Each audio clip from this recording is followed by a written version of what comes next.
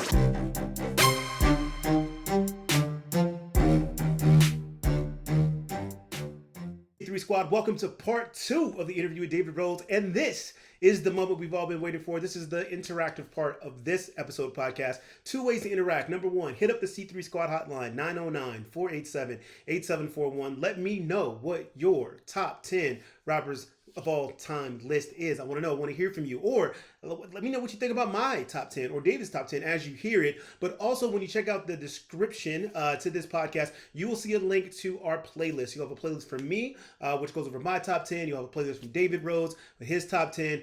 So definitely want you guys to be involved on this podcast. So without further ado, let's get to it. Enjoy.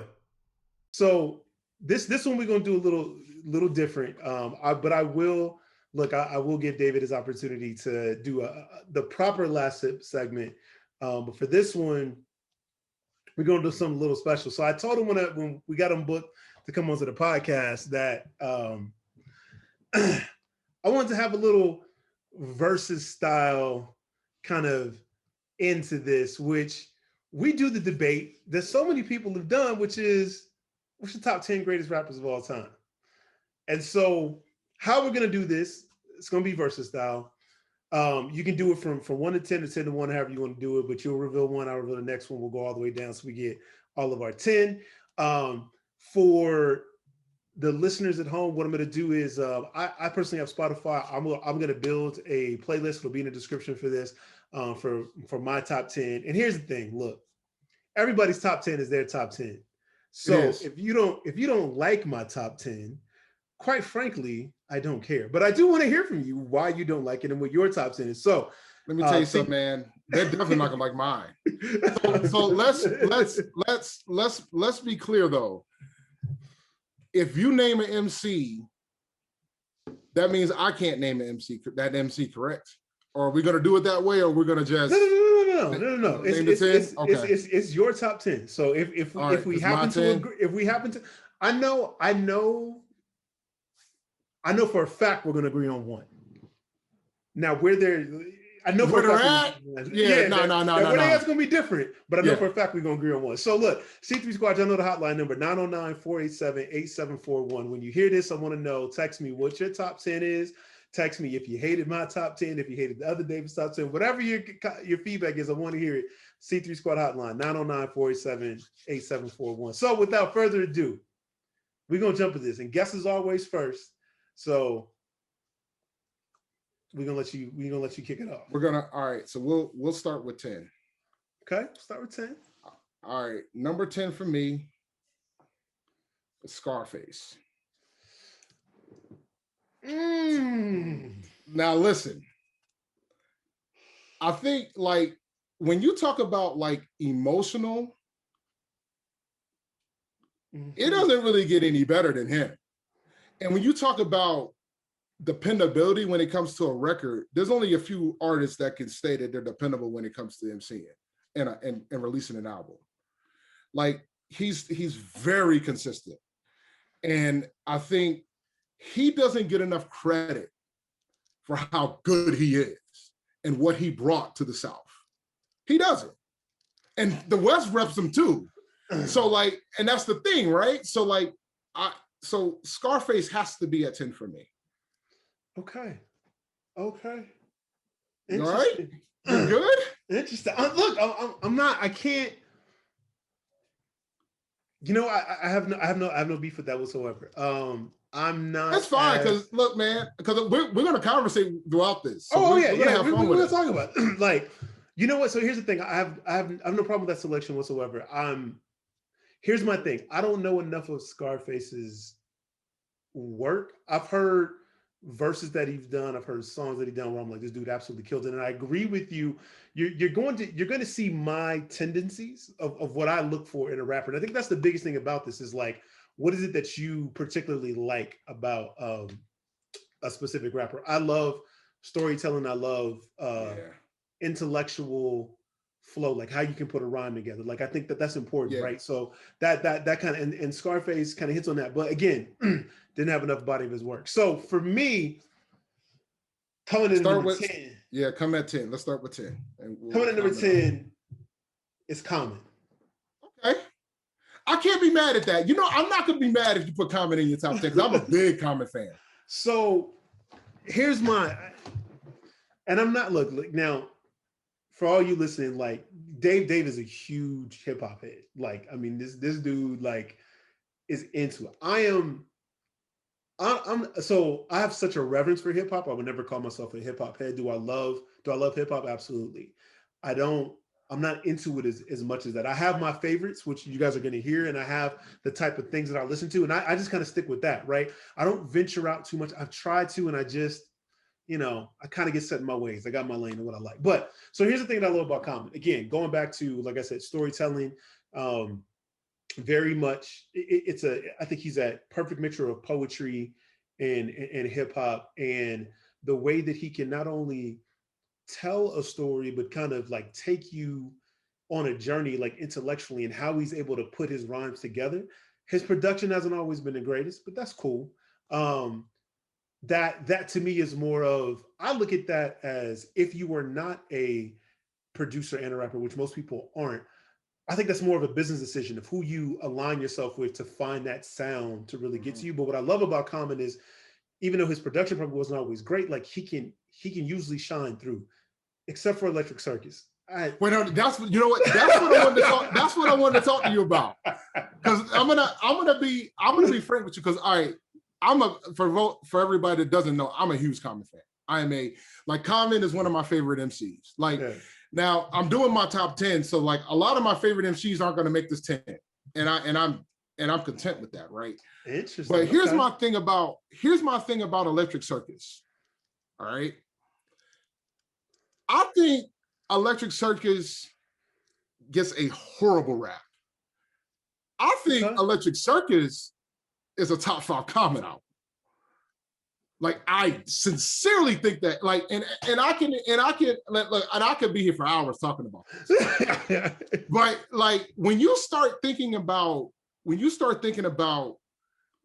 the things that were done on that record and listen to the work that's happening now, it was ahead of its time, and it showed. It wasn't appreciated then because it came after Like Water for Chocolate. It was between Like Water for Chocolate and B. Like so Electric Circus, and the thing that's crazy, and it's funny because I got to meet Common last year too. And he has a niece that goes to A&T. Can't remember. Oh no, a nephew. I think a nephew that goes to A&T. But the thing is, I got to meet him and he signed a couple of my albums. So he signed Electric Circus. And I think it knocked him off a bit when he saw Electric Circus, right? But the thing is, like, I think Electric Circus doesn't get enough credit to how lyrically he was there. Like, the bars on Electric Circus was there. It was like, that did not escape itself. Like, he's had albums past Electric Circus where lyrically he did that. But lyrically, he was still prime Con at that point of his career. And the production by Dilla was ahead of his time. The goal was to get it completely away to what happened with Like Water for Chocolate. And dog, Neptunes was on that album. Prince was on that album. What? Look, man. Revisiting. That's what I'm saying. I tell folks all the time, I'm like, you guys are, the thing is, people go at, all right, you had Resurrection, One Day It All Makes Sense, Can I Borrow a Dollar, you had Like Water for Chocolate, then you got Electric Circus, like, no, and then you went to B, got Find It Forever, and then you kept rolling. But like, I tell folks all the time, like, if you truly believe that Electric Circus is as bad as you say, I think you should go back and listen to it now. Okay. And I think now you would have a different perspective on it. And that's a good point, because I have not listened to it. There's only one horrific album he has. There's only one horrific album he has. Do you know what it is? No, I don't, because we're not going to agree on what it is. Universal Mind Control. Universal Mind Control cannot. Okay. And the thing is, there was a time where he would close out with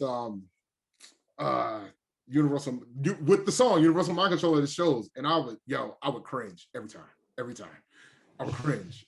I love Calvin, but I would cringe every time. And the thing is, and I posted about this during Dilla Day, because Dilla released Donuts on his birthday, and it was the 15th anniversary of it. And so I posted a performance from the Roots Picnic last year, where Common was a surprise guest. And like, I saw Common 3 times last year. Once with my wife at Foxwoods. He headlined the Newport Jazz Festival up here. Well, I saw him in 2019, 3 times in 2019.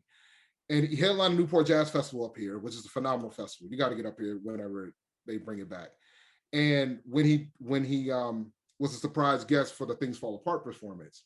And my favorite performance was the Things Fall Apart performance, because he performed doing it. He never performs doing it. Like, he never performs doing it, because doing it was a diss track. So like, he never performs doing it. So I'm like, yo, when he started with that, when he opened after he did the Hip Hop You Love My Life verse, and then he opened with doing it, I was like, all right, we're here. Let's go. We know what this is gonna be. You know. So, but nah, dope performer. I can't be mad at him at 10. Okay. I can't be mad at him at 10. All right, sir. So you for number 9. I don't know how you're gonna feel about this. You might like this one. Ice Cube. I got Ice Cube at 9. And I'm gonna explain why I have Ice Cube at 9. Okay. All right. I think what he did with NWA for Straight Outta Compton, he wrote the majority of that record. He has always been sharp with the pen. He was a phenomenal storyteller. He knew how to write vivid rhymes across the board. It didn't work out with NWA. He left. He went solo. And he created America's Most Wanted, Death Certificate, and Lethal Injection. Boom, boom, boom. And in between that, he dropped one of the greatest diss records of all time. And the thing is, like, when you talk about album runs, like when you think, if you go Straight Outta Compton to Lethal Injection, it's kind of hard to beat. Like, it's just hard to beat. Like, if you, because is it though? Yeah, it is. Like, dude, like, I don't think folks understand. Like, we just had a discussion about production and how Common did the production, right? Think about what he did. This dude had Dr. Dre. He had Dr. Dre on the production. He left Dr. Dre, went to New York, brought the Bomb Squad, doing tracks with Chuck D. What? Dude. And the thing is, he always had it. Like, he came out with a record recently. He still, and people were going at Q about the whole contract for Black America, going with Trump. But the thing is that the thing that people fail to realize and don't get is that Cube has never changed. Cube doesn't give a damn about neither side. He's just trying to fix the problem. Right. And it's a problem that is on both ends of the spectrum. So you can't get mad at that guy for making the attempt. You know, and he explained himself. He was like, look, they said it, Biden said if he won, he was gonna give me a call, and he did. He was a man of his word, because Ice Cube was gonna keep you accountable. Yeah. So, like, considering what that man has done from that, and then him to jump into the movie game and Creative Friday and all these other joints, like, and the thing is, people are still scared of Cube with that pen, man, because Cube is a monster, bro. So here's my thing. So Cube, he didn't make my cut. And I know he didn't. I know we did. I went back and forth. I went back and forth on this one, because I feel like So I feel like there's two cubes. I feel like there's the cubes you talk about, the NWA, Lethal Injection, and then there's this Dub C West Side Connection Friday cube, and it was just I knew what he was doing. I saw him doing it. I like okay, like you went Friday, like you what I get. He was businessman. I saw what he was just like. Okay, I'm going to start the gangster rap stuff ain't gonna work for me. Like it got me where I'm at now. I need to kind of take this. And to me, he was the first one that kind of started making like pop hip hop. Not quite as pop as it is now, but like it was just such a drastic difference. Well, Between, it was, but the thing about Cube was like, and I get what you're saying, but then it goes back to the argument of what would you rather have, right? So you can decide, like, you can make a decision on whether or not you want to have somebody that just has a great record and a bad record, and a great record and a bad record, and a great record, or you could just have somebody that's like outstanding, outstanding, outstanding, outstanding. right, And then he's like, all right, but he's transitioning. right. But you can't take away Yeah. what he did. And it's funny because the next person on my list, that's going to be another layer of a discussion about that. Okay. But like my point, but the thing is like and one thing you're gonna notice about my list too is that you're gonna notice that I'm about consistency, but I'm also about like when you come in, how do you come in? And the way that Cube came in, like, no doubt, like you know what I'm saying? Like, yeah. like, we talk about, and I'll just be clear, Lauryn Hill's not on my 10, right? But when we talk about somebody like a Lauryn Hill, right? Lauryn Hill, score just turned 25. She came out with Miseducation. She can tour Miseducation for the rest of her life. Easy. People, and the thing is, so now think about it when you're in hip hop and you got 3 classic albums that you can tour for the rest of your life. Like I saw him, was it, I think it was last year that I saw him. Last year or 2019. I saw him, he just came out with a new album. He just sold out Foxwoods. He sold out Mohegan Sun Arena. And what was he performing? He performed No Vaseline. He performed NWA. He performed stuff from America's Most Wanted. He performed stuff from his new album too, but he performed he performed from that 4 core. He could tour that forever. Like if Big 3 goes bankrupt, nobody will give him another movie contract. He can just go out and do Zoom performances of his records. And he could just do that for the rest. Like that's powerful. So that's why he's there. And coming up with a 10 man is so hard for me because I could swap. Like when it comes to like the bottom 3 or 4 out of my 10, I could flip them.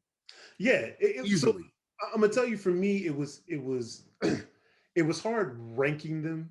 Yeah. And because there's so many different reasons why they're in my 10, and one reason, because this person's better at this, doesn't make them necessarily better in my eyes, right? But anyway, this is just how I kind of came out. All right, number 9 for you, Q. So for me, number 9, let's see how you react to this, is Logic. Wow. Over Common? Well, here's my thing with Logic. And I'm not denying Logic's ability. I'm not denying Logic's ability at all. I wonder if he has a classic, right? That's the only thing I'm wondering. That's it. Like I'm not denying that he can rap. No question about that. Right. He's an MC. Like I think some people want to, talk about, he can't. No. He can rhyme. I don't have him in my 10, but it's just I don't know if he has that classic record, that classic album. And I will say this, that he doesn't. But again, so my particular taste. What I really enjoy about him is so I'll separate. There's an art to production and album making, right? Like that's different from just writing a good song or coming up with some good verses, right? There's a subtle art to that that everybody has. What I enjoy about Logic is the cleverness in his wordplay and how he's able to put things together and his storytelling, right? But it's more so the intellectual cleverness of his wordplay. I've heard him put some stuff together. I'm just like, that's dope. Like, and that's the things that I really like about him. And it was what kind of solidified him for me. And I can't remember. It's off his last one that he did, but and it's corny and it's kind of stupid. But I was just again the cleverness to put it together. The whole track is about like talking about how he's changed this or whatever, and he's talking about just him going to the store right now that he's a dad and the different things that he does, and just the cleverness and the wordplay that he pulled into to tell that story. I have to pull it up. It's going to be on the Spotify list when I put it together. But that to me, I was like, yo, like I just felt like so many people. I was like, this cat is. I was like, he can put it together. Like it's like, and so many people sleep on this cat, and I get it. Like some of his, but when you listen to the albums, it doesn't flow like you would want an album to do. And I think he got better as he got to his later albums. And I could tell just he was more of like a raw MC versus let me go put this album together. How do I flow through track one to track two and where I put him and things like that. There's a whole sequence in there that there's an art that's missed that I think he just never kind of had. But for me, that's what I put in it. And it's I'll admit it's probably a little bit of recency bias him over Comic because if I go back to if I take 90s early 2000 Common, like I take that Common over Logic. Yeah, yeah. I mean, so the thing is like because for me it too is when I came up with my 10, I was thinking like all time, right? So for me, I got a lot of folks that are much older, but like when you start thinking about some of the guys that I mess with now, like that I listen to constantly now, like you got your Fontes, you know what I'm saying? Like I listen to Fonte pretty much every day. Is he in my 10 of all time? Probably not, but I think he's there. Right. It's argument. There's an argument for it. I mean, considering what he's done, because he pretty much, and I say this all the time, when you talk about the 2000s. He was probably the best rapper of that decade, in my opinion. Like that showed up in the 2000s. As an MC, he was the guy. Like he was the best guy. Like he changed the way that mixtapes were done. Like he kind of, truth be told, like Drake will say it. There's no Drake without him, without Fonte, period. Kendrick's first mixtapes utilized a lot of the production from some of the old foreign exchange stuff. Like he kind of spawned Kendrick, Cole, and Drake. He spawned those three guys. So I could have an argument of why he could be top 10, but I have a lot of older school folks on my list. So like, you know, because I tell folks all the time, there ain't nobody that wants to be sitting in the booth with Fonte and it's just him. There ain't too many folks that want to be in the same room with him. Because you want to talk about putting words together.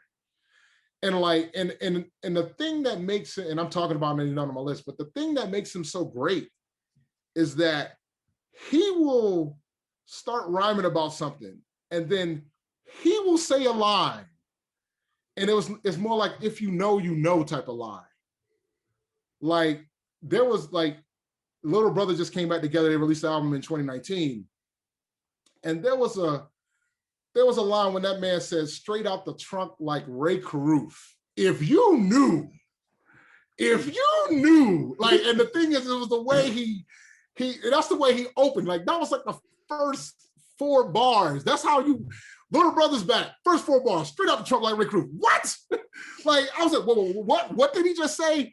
I was like, all right, so we know where he's gonna be for this record at this point. So like, it's just things like that. Like he'll throw like a bar in there and like you have to understand like the combinations of what he's doing. Like there was another line on that joint where he was like, on another song on that album where he was like, let me see. Thank y'all for listening. I ain't got this. What is it? Thank y'all for listening. Thank y'all for listening. I'm not trying to overstay. Good music is like drop facts over hot wax like Odelay, a killer type on a thriller night like Ola Ray. It's close to midnight. I'm like, whoa, whoa, whoa. This dude did a Beck line and then brought out Ola Ray from Thriller. The girl was walking with MJ on Thriller.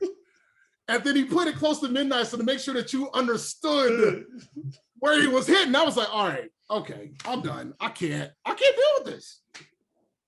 Like, I like MCs that'll just make you stop what the hell you're doing. Yep. To go back and check and see what the hell he just said.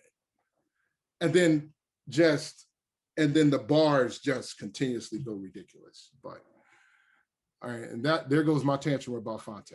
All right, moving on. But now I can't, like, I get it.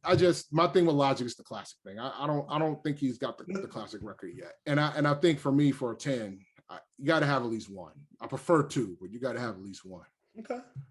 Which goes to my 8th guy, because my 8th guy is Nas.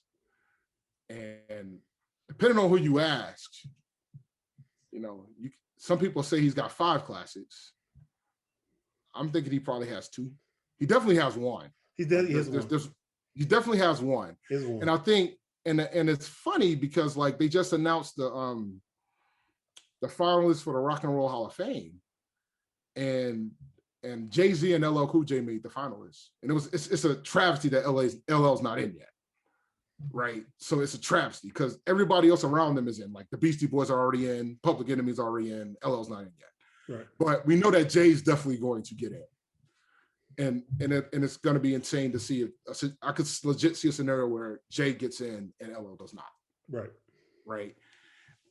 But when you think about the fact that Nas hasn't been a finalist yet, because remember it's 25 years after your debut album, Nas hasn't been a finalist yet, and I think nobody's really talking about it.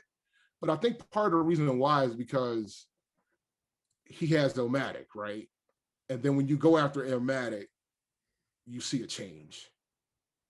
You see a big change. Yeah. And I said big for a reason, because I think big is the biggest reason why you saw that change.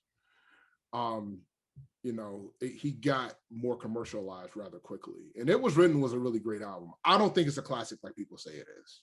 Right, he's got his biggest hit there, but I don't think it's a classic. I think Stillmatic's a better album, but it's just when you start thinking about Nas's trajectory after Illmatic, it seems like he forgot how to pick beats, and then he came out with the album last year with Hit Boy, and I'm like, I'm going to tell you a funny story about that, and you're going to laugh at this.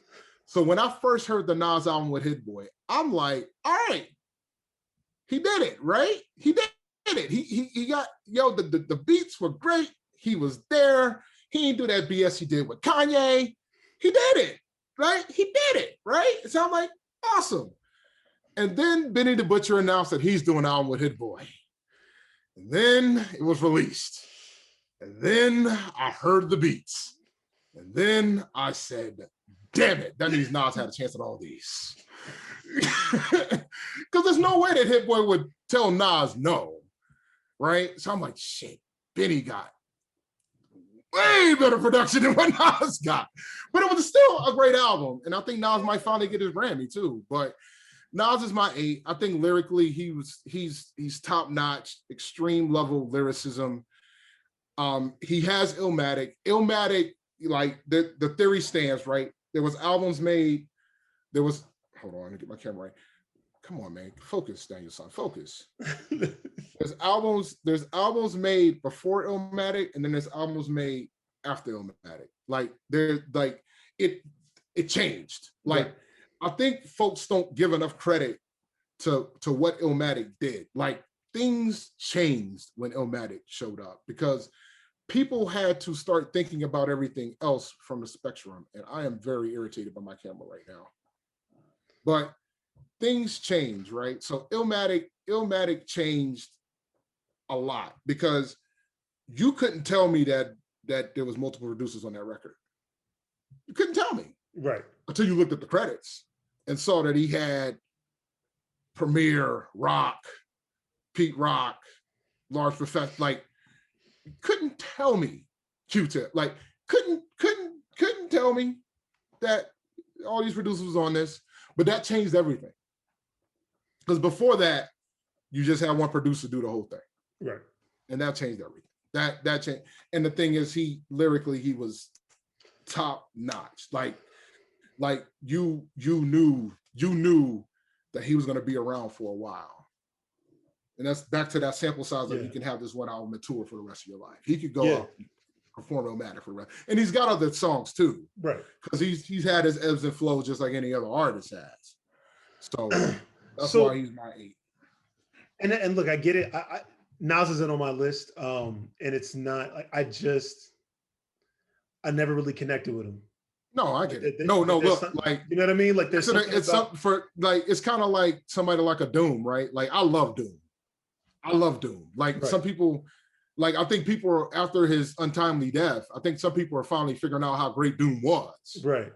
Like, Doom, like, in college, Doom was one of those guys, one of those rappers that made me feel like hip hop was going to be fine. Like when I heard Mad Villainy, I was like, oh, we're good. We're gonna be fine. Like, we got Mad Lib, we got Doom, we're gonna be fine. And then Doom freaking released 3 albums that year. Like, I was like, we're gonna be fine. I'm not worried. No, him, little brother, I'll just go the independent route. I'll just go over here and I'll just grab my stuff over here and then I'll be fine. Yeah. So interesting.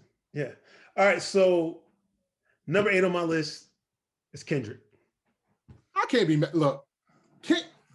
Here's the thing with Kendrick. No, because here's the thing, right? And this is where the discussion goes, right? Because most folks, and I'm gonna say it now. I'm gonna go ahead and get your face out. I don't have Biggie or Tupac in my 10. I anticipate that you probably will have maybe one, if not both of them in your 10. And that's fine. And I can't be mad at that. But hear me out. Kendrick Lamar is an example of why it makes it hard. Right?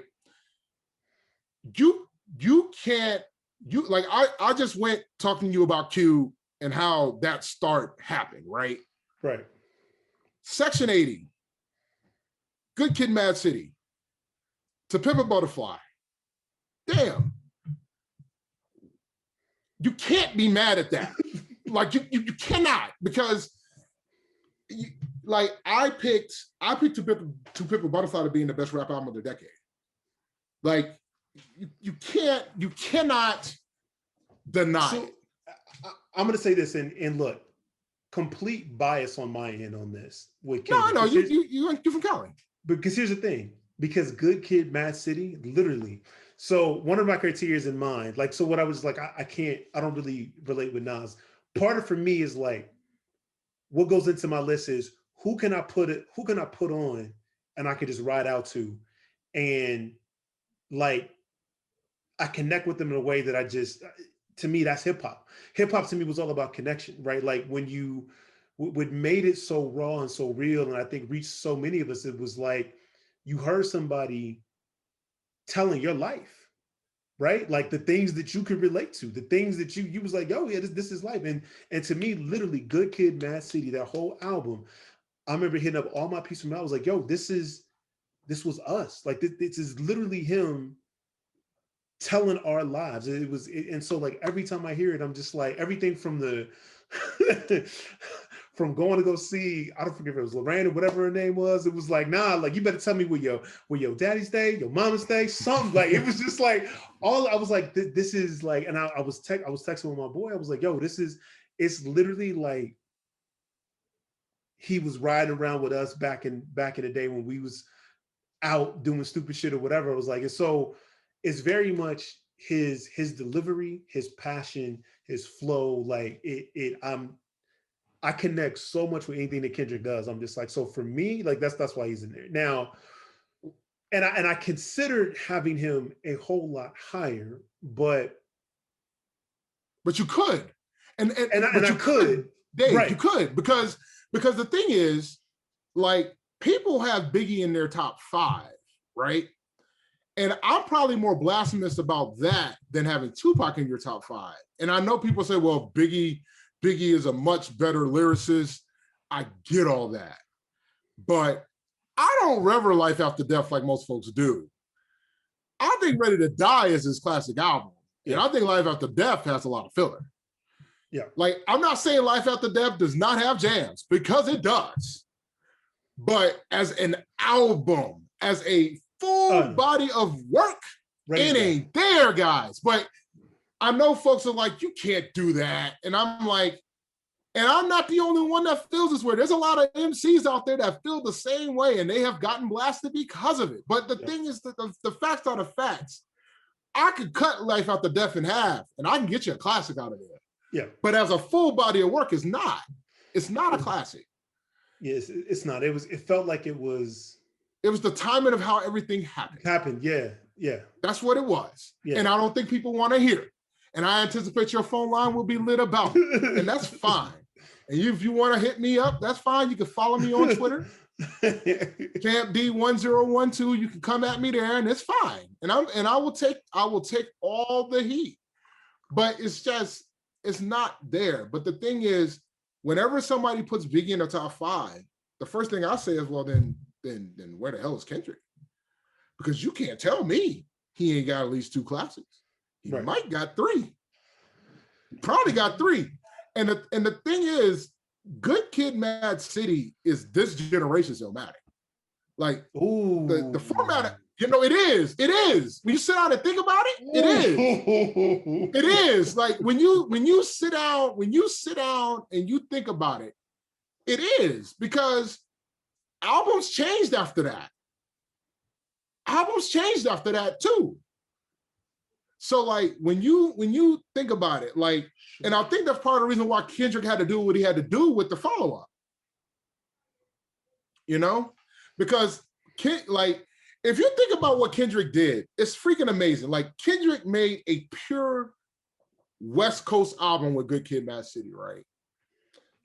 Then he got his Soulquarians on, the Robert Glasper, the Thundercat. He got it on onto Pimp a Butterfly.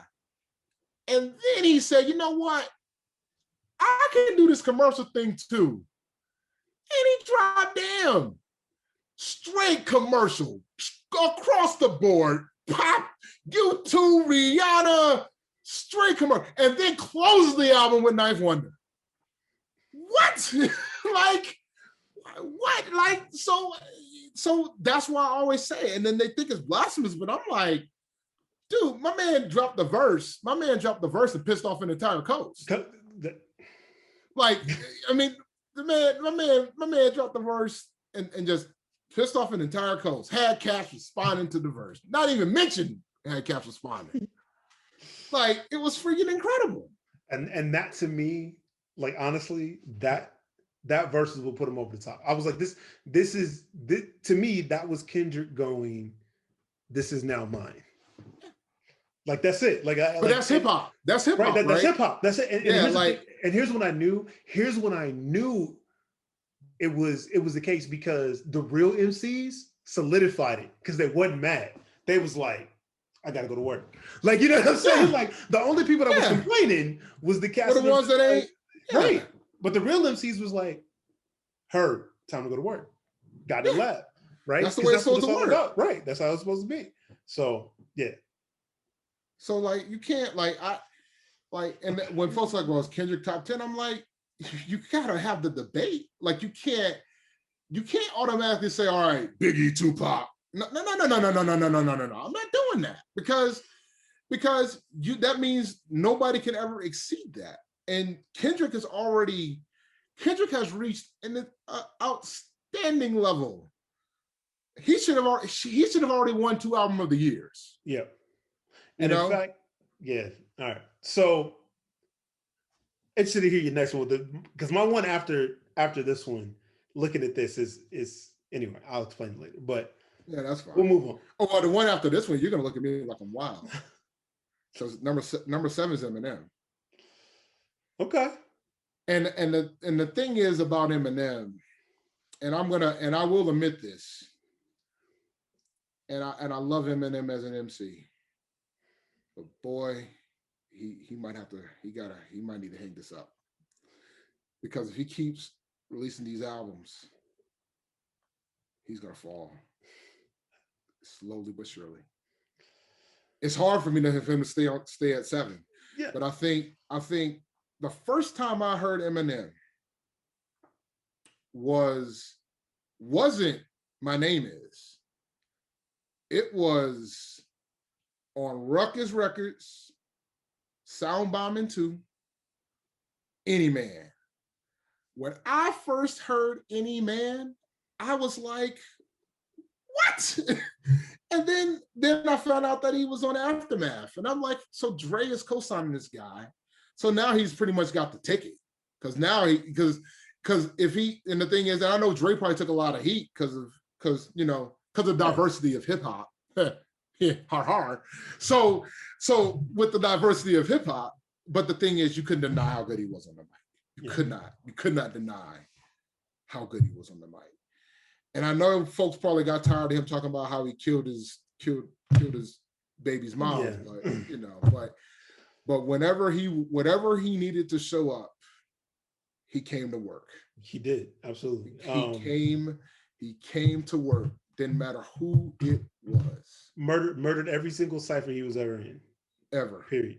Ever. Like just. But then there was one that was a tie, because I mean, there was the one that he did with Mos and Thought. Man, that was insane. Okay, I do not remember that one. So like, and there's a backstory to it. So like, it was the original one was supposed to be Mos Def, Black Thought, Eminem, and Rakim. Those were going to be the 4, right? Rakim couldn't make it, and I remember because when they told the story of it, Black Thought was like, Rakim couldn't make it. They asked me to add a couple more bars to it, and that's what this was 2009. Like, and I will never forget. Like, Mos Def started it, and I was like, all right, Mos. And then Thought came in. I was like, Jesus Christ Almighty. Then M came in. I was like, Jesus Christ Almighty.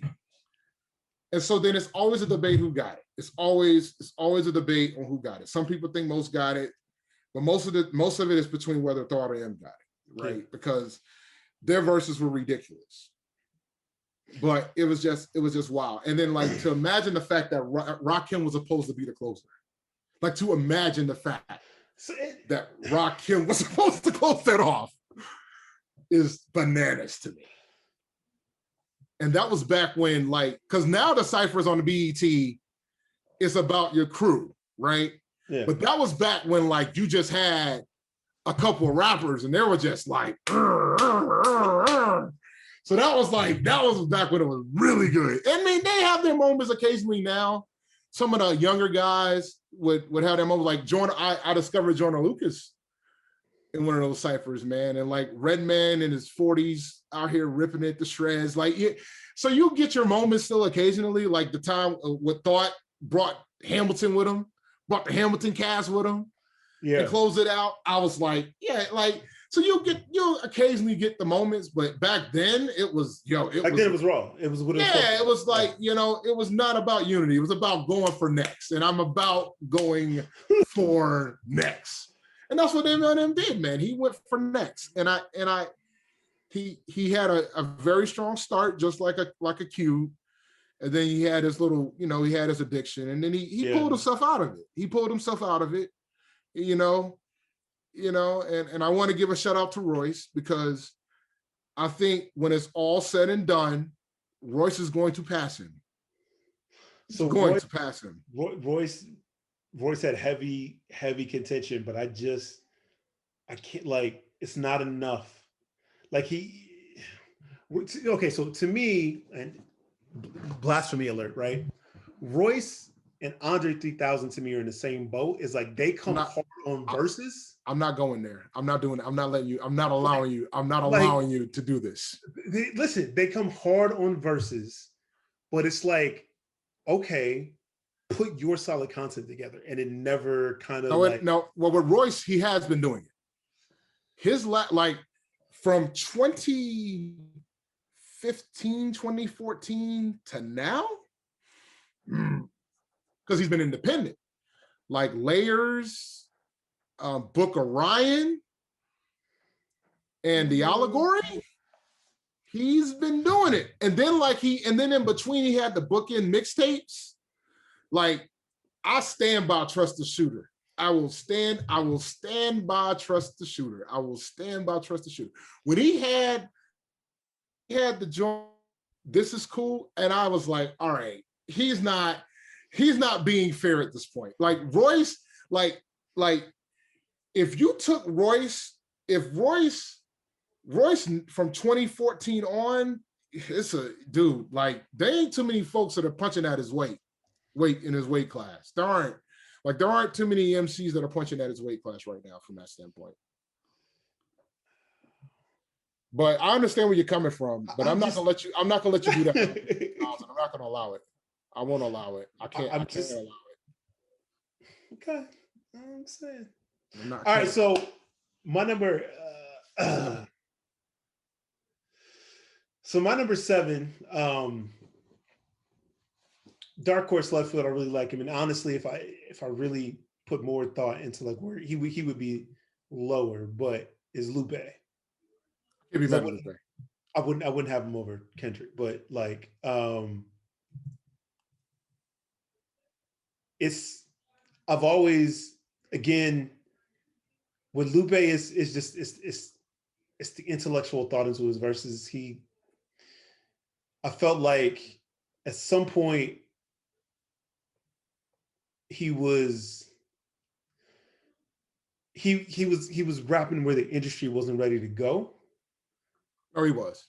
And he never and where I would respect him for it, he doubled down on it and never wanted to go a different route. You heard the story about what happened. You heard the story about what happened to Lupe, right? No. And why he signed where he signed. No. He signed to Atlantic Records because Jay-Z was supposed to go to Atlantic Records and run the label. So he signed with Atlantic Records under the impression that Hov was coming. And then, so like the plan was that he was going to run Atlantic. And so he would have Jay, he would have Hov, because that was the original intention. But Def Jam gave Hov an offer that he could not refuse. They gave him his masters back. So he ended up running Def Jam instead. Right. But at that point, Lupe already signed to Atlantic. So now they have this guy. So then Leor came in, and now they got this guy that they didn't want to do nothing with. And I think the point when he was gaining momentum with Kick Push, and he found out that the label was telling the radio stations to stop playing the shit, that ended that situation. Yeah. So at that point, he was stuck on the label. But then there was always going to be a clash when it came to everything in regards to that. So, but the original thing was he was supposed to be with Hov. And that did not happen because so it goes back to, it's amazing what can happen when you don't have the right people backing you. Right. Absolutely. So, but Lupe, dude, I listen to Merle at least once a week. At least once a week. At least. So like the dude, his wordplay is freaking out of this world. I love, like, T&Y is probably my favorite album from him. And I liked Jorgus Wave too. And I liked his old stuff too, don't get me wrong, but he had his moments in the middle in there. But like, I feel like his after Atlantic got off, I think he's seeing himself, like what he did on the House album. Like he's doing his thing. Like I can't be mad at Lupe and Yute. I can't, because and like my cousin would definitely not be mad. My cousin Maya would not be mad with Lupe Fiasco and Yute. She might be more angry at the fact that he's not in mine. So but the thing is, like, Lupe is such a, he's like, when I said that Fonte was the best MC to come out of 2000, Lupe is near there. Like Lupe is is near there, and the way he debuted on the Kanye record, like he's near there. Like I think like the decade of the 2000s was the moment when New York was pretty much done. Like in my opinion, like I think at that point, New York, you know, you had folks coming from Philly, you had folks coming from Jersey, you had folks coming from the Chi, Chicago, even St. Louis had a nice little run. Like the only thing that New York had was 50 and Fat Joe. That was it. But everybody else came from the Midwest, like M and Royce and all these other folk and Lupe. Like you had the New York's days was already numbered at that point, but then you knew that it was pretty much. So the go in Detroit went hard for a little bit there, right? Like that they really kind of became the center of what was, I won't say for all of hip hop because I don't follow enough, but I could definitely say for about a good 7-8 years of the hip hop I listened to was either coming out of Detroit or Chicago. Yeah. Well, the thing is, like, when you think about Dilla, right? Dilla had his hands everywhere. And then he spawned folks that are still doing their thing now, like your Black Notes. Like, so like when you think about what Detroit never, like, people always relate Detroit to Eminem because Eminem became the megastar. But when you look at what Detroit has, I mean, Big Sean, you got Royce. Like Detroit has some folks. Detroit got some problems. Elzai, like, and then when you go to the Chi, I mean, Common, Ye, like, you know, you got your pre-Kardashian Ye. Pre-Kardashian Ye. Occasionally you'll see pre-Kardashian Ye show up. But now I don't know what post-Kardashian Ye is going to look like. Me either. But I'm intrigued.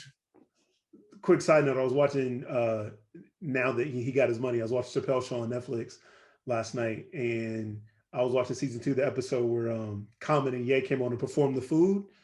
Yeah, and that's the one they decided to use on the album. I miss that Ye so much. But anyway, I digress. You should miss that Ye, but don't worry.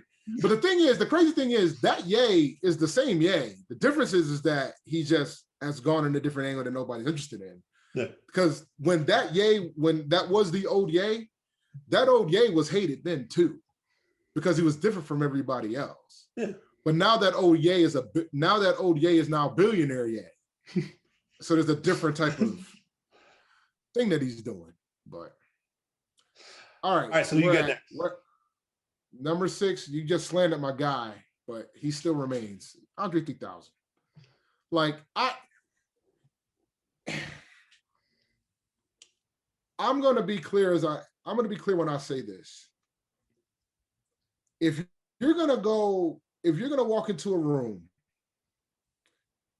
and you need a spectacular verse or a spectacular song, you call him. Because the thing is, and the thing is, people say, well, he never really had a solo rap album. And I'm like, I don't like, if you guys are putting Biggie and Tupac on your damn list, I think I'm fine. Like, I got Southern Playalistic, I got AT Aliens, I got Aquemini, I got Stankonia, I got Love Below, I got, you know, I got a pretty strong set of verses, and that doesn't even include his features, right? Because, like, the thing is, Southern Playalistic, people don't remember that, like, that came out around the same time as Illmatic.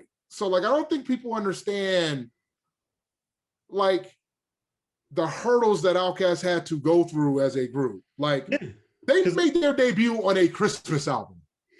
Players Ball was on a Christmas album. That's how folks got introduced to Outkast, on a Left Face Christmas album. That was the ball that was given to them. I didn't hear them till I got to T. Yeah. Well, you know, so I'm sorry. I'm sorry you missed out on the ride. But at least you got to enjoy the ride, because during the T age, you had Aquemini and Stankonia. Okay. Because Stankonia was when they were like, they were out of there then. That's Bombs Over Baghdad, right? Yeah. They were popped then. Like they were out of there then. But like before that, like I remember when I was in high school, back when the Source was actually had some level of relevance, like their album, Volume 2, Black Star, they all came out the same day. And Tribe came out the same day too. There was a couple other albums that came out the same day. And the Source reviewed all those albums in that one issue. And I remember Aquemini got 5 mics. Volume 2 got 4.5. And I said, at Western Northeast, that was the right decision. And I was a big J fan, and I still am to this day. But Aquemini getting 5 mics was absolutely the right decision. And almost over 20 years, like, has it been 20 years?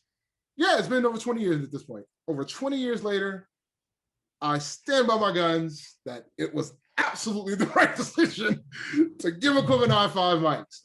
Because I think like Southern Playalistic was them just trying to figure this thing out. Right. And that was a classic album.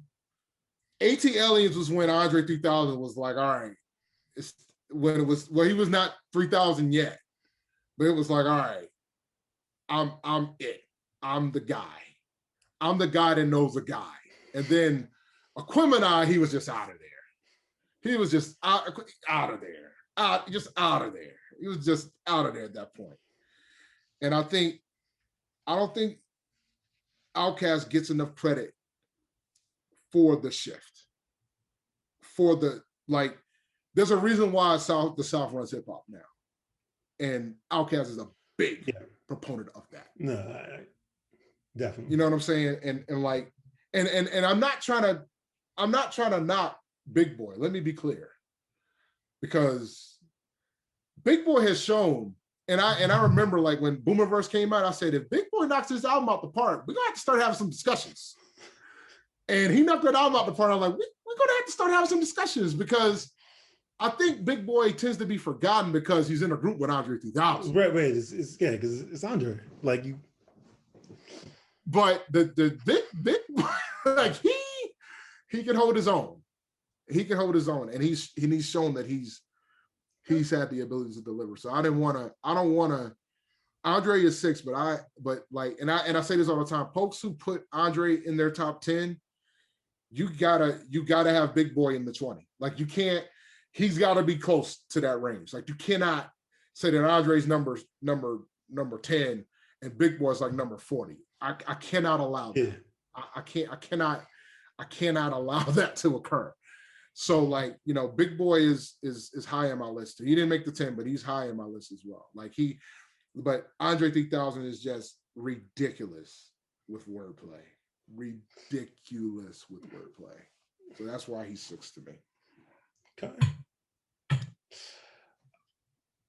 My number 6, Mos Def. Okay. Look, man, listen. Black on Both Sides is like, I wrestle with that, and Things Fall Apart is my favorite album of 99. So but Black on Both Sides is outstanding. The only thing I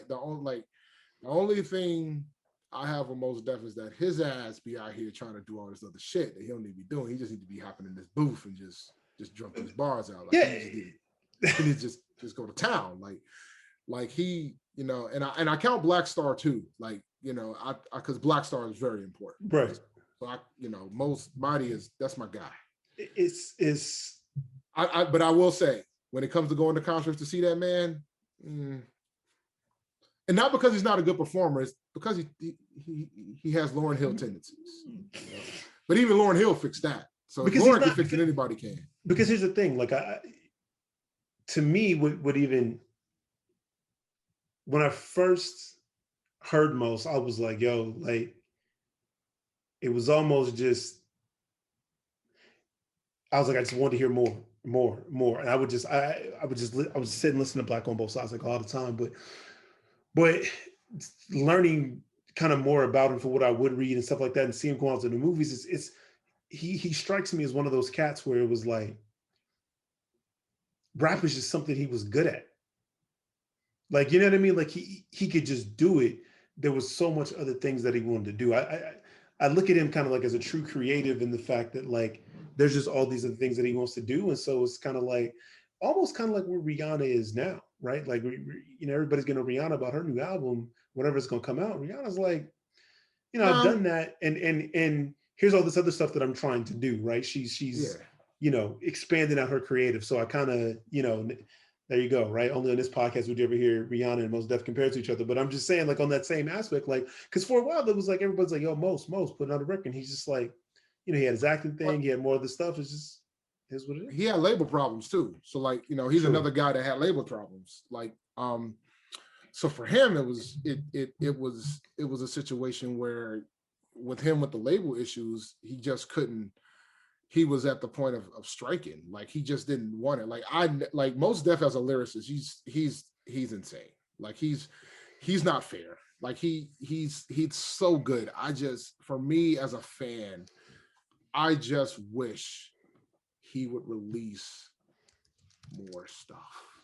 Like I just wish he would release more stuff. And I think that's the problem with me. And the thing is the past things that he has, like so you got Black on Both Sides, classic, right? New Danger, experimental, I'm cool with it. He had moments on it. Then he had the purple label, the purple joint. I think it's called Black Magic. I think that's the name of the album.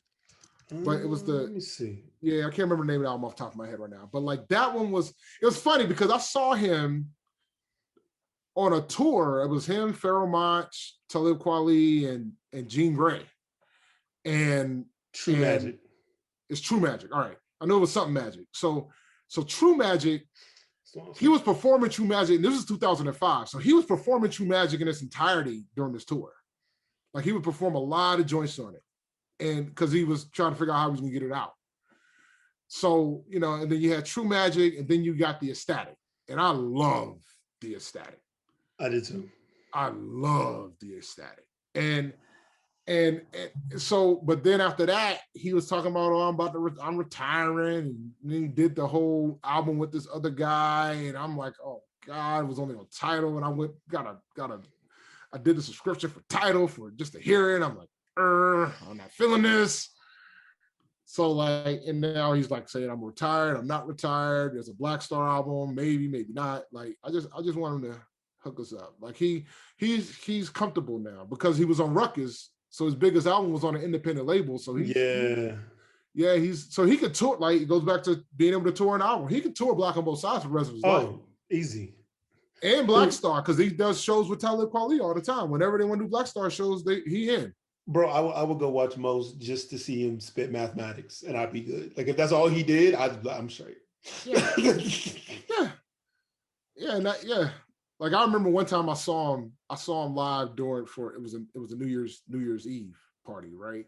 So he was supposed to perform and come out and perform at midnight. That didn't happen. And the thing that made me more irritating about the whole ordeal was that he was backstage the whole time. It wasn't like he was late. Like you would see him poke out of the curtain. So like this was in Providence. Like the fans were not happy. Like the folks waiting for him were not happy because they saw his ass just chilling back there while like all these other opening acts are out here performing. And I'm like, yo, like, come on out and perform, do what you got to do. And I was just frustrated. So like going to see Mos is very hard as a solo act. Like when it's Black Star, I can I think like Paulie there might keep the balance to get him there when he need to be there. But it's hard for me to check out a Mo solo set nowadays. But I can't be. I'm not mad at Mos. He's my guy. I love Mos because he was part of one of those artists that had me keep going. Like, you know, he was one of them guys. Mm-hmm. I'll be looking like nowadays. It takes a lot for me to check on some of the new folks. Like, only folks I really mess with that is relatively new is Griselda. Like I would rock with them dudes. Like the way they were dropping content constantly. I can do Griselda. I was like, who the new guys listen? Like Griselda, Tana Talk, Burn the Proof. Like give me Benny, give me Westside, give me Conway, give me Stove God Cooks. Like give me, dude. Like if you into, let me tell you something, bro. If you're like into the Wu, if you're into like Wu, if you into that Wu-Tang thing, Griselda is right up your alley, bro. It's right up your alley. I'll check him out. Look, I'll admit I'm biased. I don't do much of the new. Benny the Butcher, I'm late to, but this last album I enjoyed. I was like, yo, this. I put that Benny the Butcher on. Where was I going? Which one was it? Burn the Proof? Yeah, the latest one he dropped. Oh, Burn the Proof? Yeah.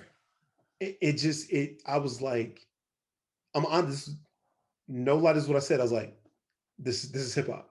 Yeah. Like I was like this that, like, you know what I mean? Like it just everything, like his flow, the production, the way he was riding the beats. I was like, yo, this, and I literally first time, and usually with an artist that I don't really know, right? And again, like I said at the beginning of this, that's why I don't consider myself a true hip hop head, but I heard people talking. I was like, all right, let me pop this in on Spotify. And usually, if it's the first time I'm checking somebody out, I might listen to one or two tracks and then be like, I didn't even touch it. I was like, I'll never like when my boy Kevin posted, this was like 5 or 6 years ago, when he posted this crazy cover, and it was just like Fly God, and I'm like, all right, let me see what Fly God is about, right? So I put, it's West Side Gun. This is when it was still a mixtape, and it just got back on streaming services too. So when I first heard Fly Guy, and I heard that production, and I heard Conway, and I heard West Side, and I'm like, whoo, this is hard. I can listen to this. And so then at that point, I'm out here digging. I'm like, all right, Griselda, because they kept saying, Griselda. I'm like, all right, Griselda, let's go. Let's find this stuff. Then I started digging. I started finding some of the old mixtapes. I was like, oh yeah, I'm in. Let's go. Hope they stay independent. Then they signed to Shady, and I cried. I was worried that we're going to ruin them. But then they still kept dropping content. They kept dropping albums. And I'm like, all right, we're good. They're going to be fine. Shady never, and then they didn't. The thing that was crazy about the Shady signing was that they didn't sign Benny. And I was like, ooh, that means Benny can do whatever the hell he wants and get all the production that he wants and just do whatever the hell he wants. And that's exactly what he did. Because they didn't sign him. So Benny's like out here independent it up, selling merch on his own, touring on his own, dropping Tana Talk 3. Oh, man. Oh. So, like, guys like that give me hope to keep looking for the next one, right? Right. That you know, and that's my thing. Like, guys like that. And the thing is, and I was early on them cats. So when everybody else hopped in, I'm like, yo, enjoy the ride. Just like I was early on Chance. Cat, I showed folks Acid Rap in 10 Day, and folks was like, now I'm not a big current Chance fan. Let me be clear. Like, he kind of lost me at Coloring Book. Like, he lost me there. Like, I think at that point, he lost me at Coloring Book. I like a lot of folks like, I love Coloring Book. And I'm like, I first heard him on 10 Day and Acid Rap. So, like, there was a different expectation that I was looking for. And Coloring Book wasn't it. I'm happy for the guy's success. But it was just, I just couldn't. Chance is one of those guys I was like, I'm totally happy that he did it. Seems like a good dude. Like, I'm just, again, kind of like Nas, like, I don't relate. I don't get it. Like, I don't connect with him like that. Like, you know, he's got some stuff, but I'm just like the little, you know, and I do a little bit of rant, and then we, you know, won't do rant too much because we gotta get to this. We basically recorded 2.5 pods at this point.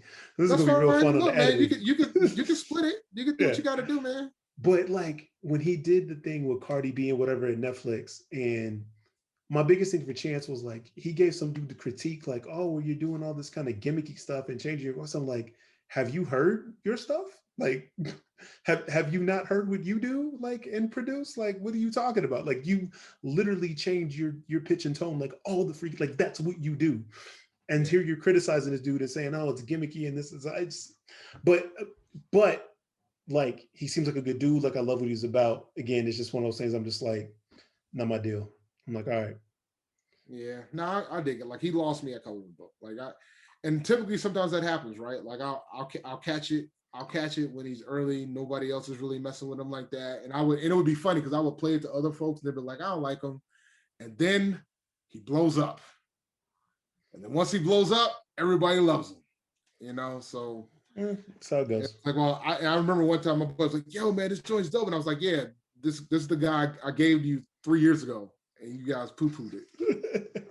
Y'all poo-pooed it. But now he out here doing songs with 2 Chainz. It's cool. Because one more label try to stop him, you know. But anyway, all right. Moving on. Top 5. Coming into the top 5. All right, we got the 5. All right. So my top 5 has been shifting, but number 5 for me is KRS, the teacher. I think when you start going into the run that he had from BDP into his solo career, it was pretty much Criminal Minded, you know, talk the dissing, the bridges over. Like he kind of covered all the bases. He could talk about anything. He could rhyme about anything. Phenomenal storyteller. There's only one other rapper that has better breath control as a live performer than him. There's only one. He's on my list too, and we'll get to him later. And I think you can figure out who that is. But you can, but the audience cannot. But KRS-One was the total package when he was at his prime. Right. Like, he had a whole decade where he was unstoppable. From a content standpoint, he was pretty much unstoppable, unreal of how good he was. Look, no arguments here. Like anything that goes. So I've heard so much about KRS-One. I've heard, obviously some of his stuff.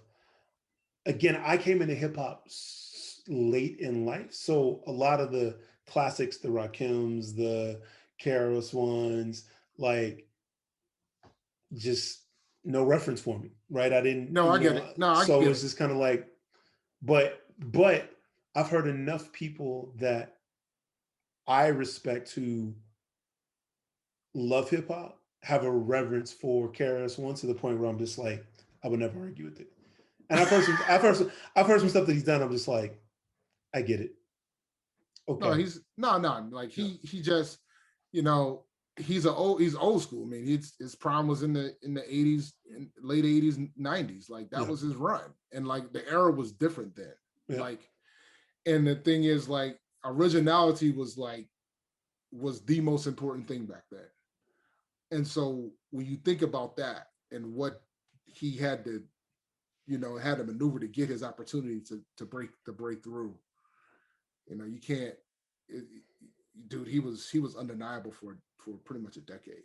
And that was back when people would back then people would diss each other and you wouldn't realize it. Like, they would, like, because back then it was just, you would have to know whose head they were going at back then. So coming into my top 5, at number 5 is Eminem. Can't be mad at that. I mean, we've kind of gone about it a little bit because he was on your list, but to me, wordplay, like from the ciphers to some of his albums to like this dude, he has put together stuff that is just like, when I think of like somebody asked me who's this or greatest songs or greatest like lines have you ever heard, like he's one of the ones that come on, like Dead Wrong. First time I heard that, to your point, like you want guys that make you go, wait, what? the first time I heard that, I literally just stopped and was like, I don't know what I just heard, but I gotta hear it again. And then I gotta hear it again. And I'm just And like, the thing, and no, there ain't too many times in life where I feel sorry for Biggie, and he was dead at that. He was already gone at that point. But that was one of those moments. Like I was mad at Diddy, thinking that was a good decision. right. Like I didn't understand why.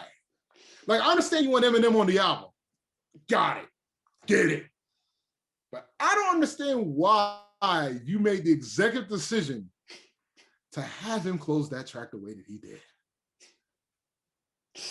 Man, oh, and so it's that type of like ferocity and cleverness, just that, and he just he just delivers it over and I'm just like, so it's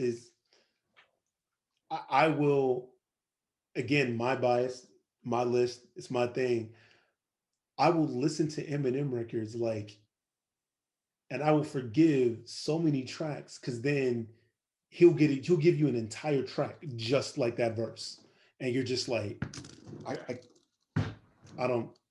he How could you even do that with he's words? not he's not fair, bro. He's not fair. Like he just is not fair. Like he's not fair. It's not right.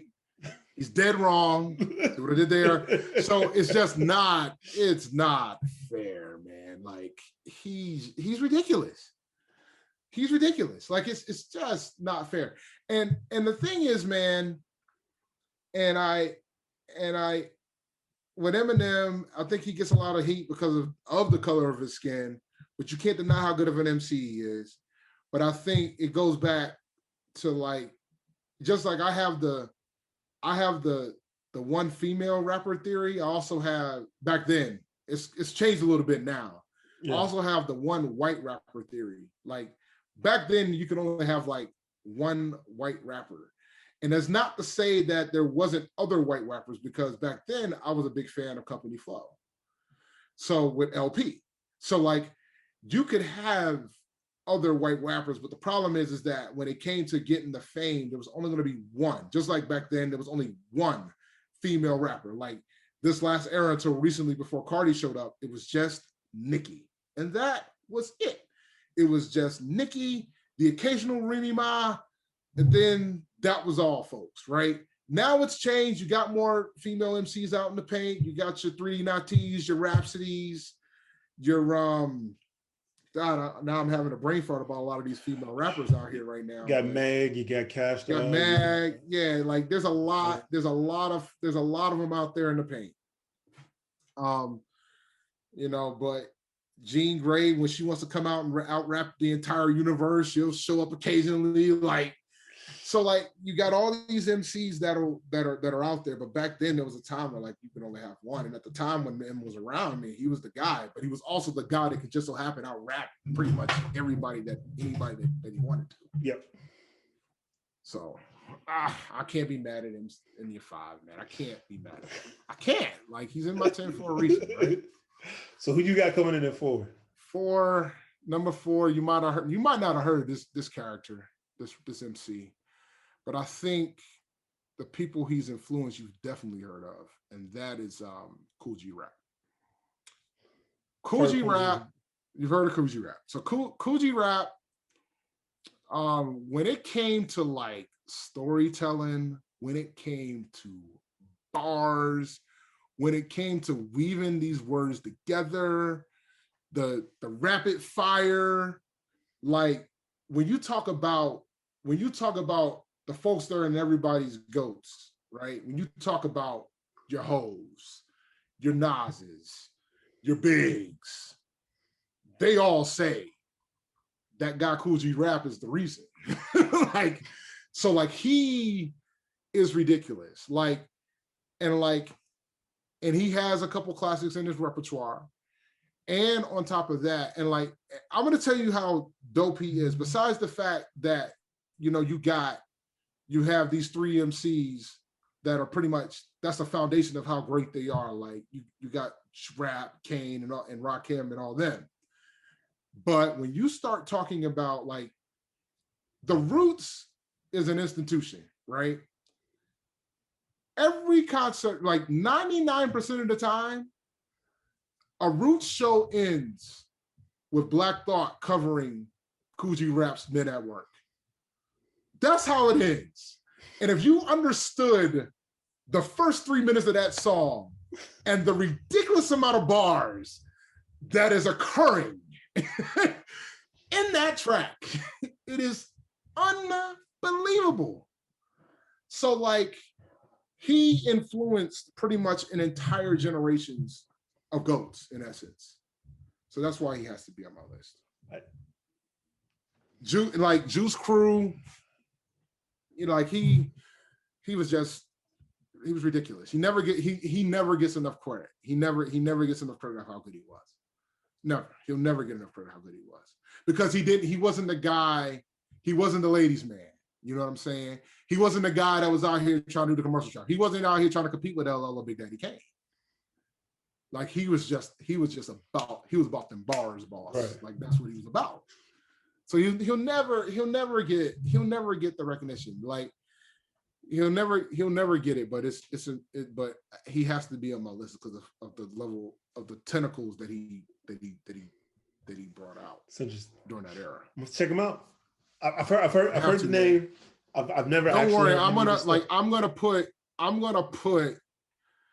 probably put 2 to 3 tracks per artist on this list, and I already know which ones I'm putting for him. Men at Work is definitely gonna be one of them, and Road to Riches will probably be another, and then I'll come up with a third one. But right. And then that'll give you an idea of like how ridiculous he was, how insane he was. So, what's your 4, boss? So coming in number 4 for me is Big. Oh yeah, we knew he was coming. He always coming. It's always coming. So look, man, I get it, man. Like I anticipate I'm gonna get attacked because he's not in my 10, and it's not because I don't think he's a great MC, because he is. I just think the fact that, and I understand the concept of his untimely death, but I think we tend to have assumptions when we start thinking about these things, right? So when we have the assumptions, we assume that, oh, he'll never fall off. We don't know. No. Like we don't know. I mean, we can go off his history. I mean, based on history, Big was going to be due for a bad album.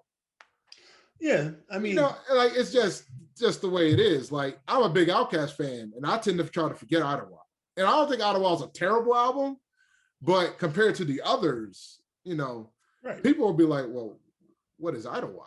That's just a movie." Like that's what the normal Outkast fan would do. Like, oh, that's just a movie. It's not really an album, But now, so for me again, like it's Big was one of my early entries. Ready to Die was one of my early entries in hip hop, right? And again, it was for like I didn't live that specific life. I'm not gonna sit here and try and make it like my life was all this and I was in the ghetto. I was fortunate enough, right, that although I grew up in the inner city of LA, my mom moved me out, but I saw a lot of like, it was close enough to me to where I saw a lot of the things that were depicted in a lot of this stuff. And so hearing from and being from the West Coast, hearing Big and from just the way he could tell the stories, the way he could put things together, like it was, I was like, all right, cool. Now, granted, of course, I got caught up in the whole East Coast, West Coast beef, blah, blah, blah, whatever. I roll with my coast. But I couldn't deny the fact that I was like, dude, he had a way of putting things together that not only put you in that position, but that spoke to people that you just couldn't help but rock to. Like, so anybody to me that is like, if you turn it on and like, just unconsciously, you just, the head started not like, it's just, and that was Big. Like he just, I mean, any freaking beat, like he just found a flow, he found a pocket. It was so easy for him to put stuff together. So I put it off of, mine is based off of just that body of work. I don't look at, if he wouldn't have done this or whatever, it was like, nah, this was, for me, this is what kind of opened the rest of my aperture for hip hop as I started to kind of learn other things. So that's why he's up there for me. Yeah, no, Ready to Die is undeniable. Ready to Die is undeniable. I'm not gonna be out here trying to say otherwise. Ready to Die is undeniable. I mean, life after death has its holes, and I think a lot of people don't want to admit said holes. But Ready to Die is undeniable, undeniable. His cadence, his flow, undeniable. It's one of those, to me, like, it goes in a time capsule. Like, you have to put it in there. Like, it just, because it just tells so much of a story of where we were at that time, and like you can't leave it out. All right. You know what? His thing about Big is, like, I guess he got inducted to the Rock and Roll Hall of Fame last year, and I remember when it happened, and I said, I understand why, I get it, but then it comes to the questions, right? And that's why it's hard for me to put him in the 10, because then you have, all right, so if you're gonna put the Notorious B.I.G. in the Rock and Roll Hall of Fame, he only had 2 albums while he was here. You're opening up a ridiculous can of worms of who else could be eligible for it. Right. You know what I'm saying? It's the same thing when you think about NWA, right? I remember when NWA got in, and I understood why they got in, but I think when NWA got in, I think it was about the solo careers of the folks within the group. Yeah. It was Dr. Dre and Ice Cube, and then MC Ren came along for the MC Ren because he wrote a lot of the stuff. Eazy-E wasn't there anymore, DJ Yella. So I understand why they did that. But I think I can argue that Ice Cube by himself should be in there. I could argue that Dr. Dre by himself should be in there. But I think because NWA got in there as a group, that will never happen. And that's where it kind of lies, right? Because when you think about NWA, right? NWA had 2 albums. Straight Outta Compton, Cube Left, and N4L. I'll just call N4L for the sake of the culture, N4L. And I would argue that N4L is probably Dr. Dre's best production for a record that he's ever done. Over the Chronic? Yeah. N4L? Yeah. But then again, I think Doggy Style I'll take Doggy Style over Chronic. But that's just me, and it's not a knock on the Chronic. Right. No, I got you. No, but I think when you think about, like, the production that he did on N4L was off the charts, and it doesn't say that the Chronic was black, because it wasn't. Right. But I'm just saying, when you talk about, like, the best that he did, like, part of the reason why that album was so damn good was because of what Dre did, because the conscience of the group was gone with Cube gone. Right. So they had to make it up in other places. And you could see it in N4L, right? But the production on that record, man. Like, another album that doesn't get enough credit of how well Dre produced was DOC. No One Does It Better. Like when you look at, like, what, like, everybody goes to the Chronic, but, like, when you look at what he did before the Chronic happened, he had some heaters prior to the Chronic, man. Like, I think Straight Outta Compton, he was trying to figure it out. And then, like, DOC's album, he figured it out. Then NWA second album, he had it. And then Death Row benefited from it with the Chronic and Doggy Style. So, but at that point he was it. He was in, because he was much more raw back then too. Yeah, like, he was super more of a perfectionist once he got to the point of the Chronic and Doggy Style. So, but all right. So where am I? You're on 3. I'm on 3. Number 3, Hove.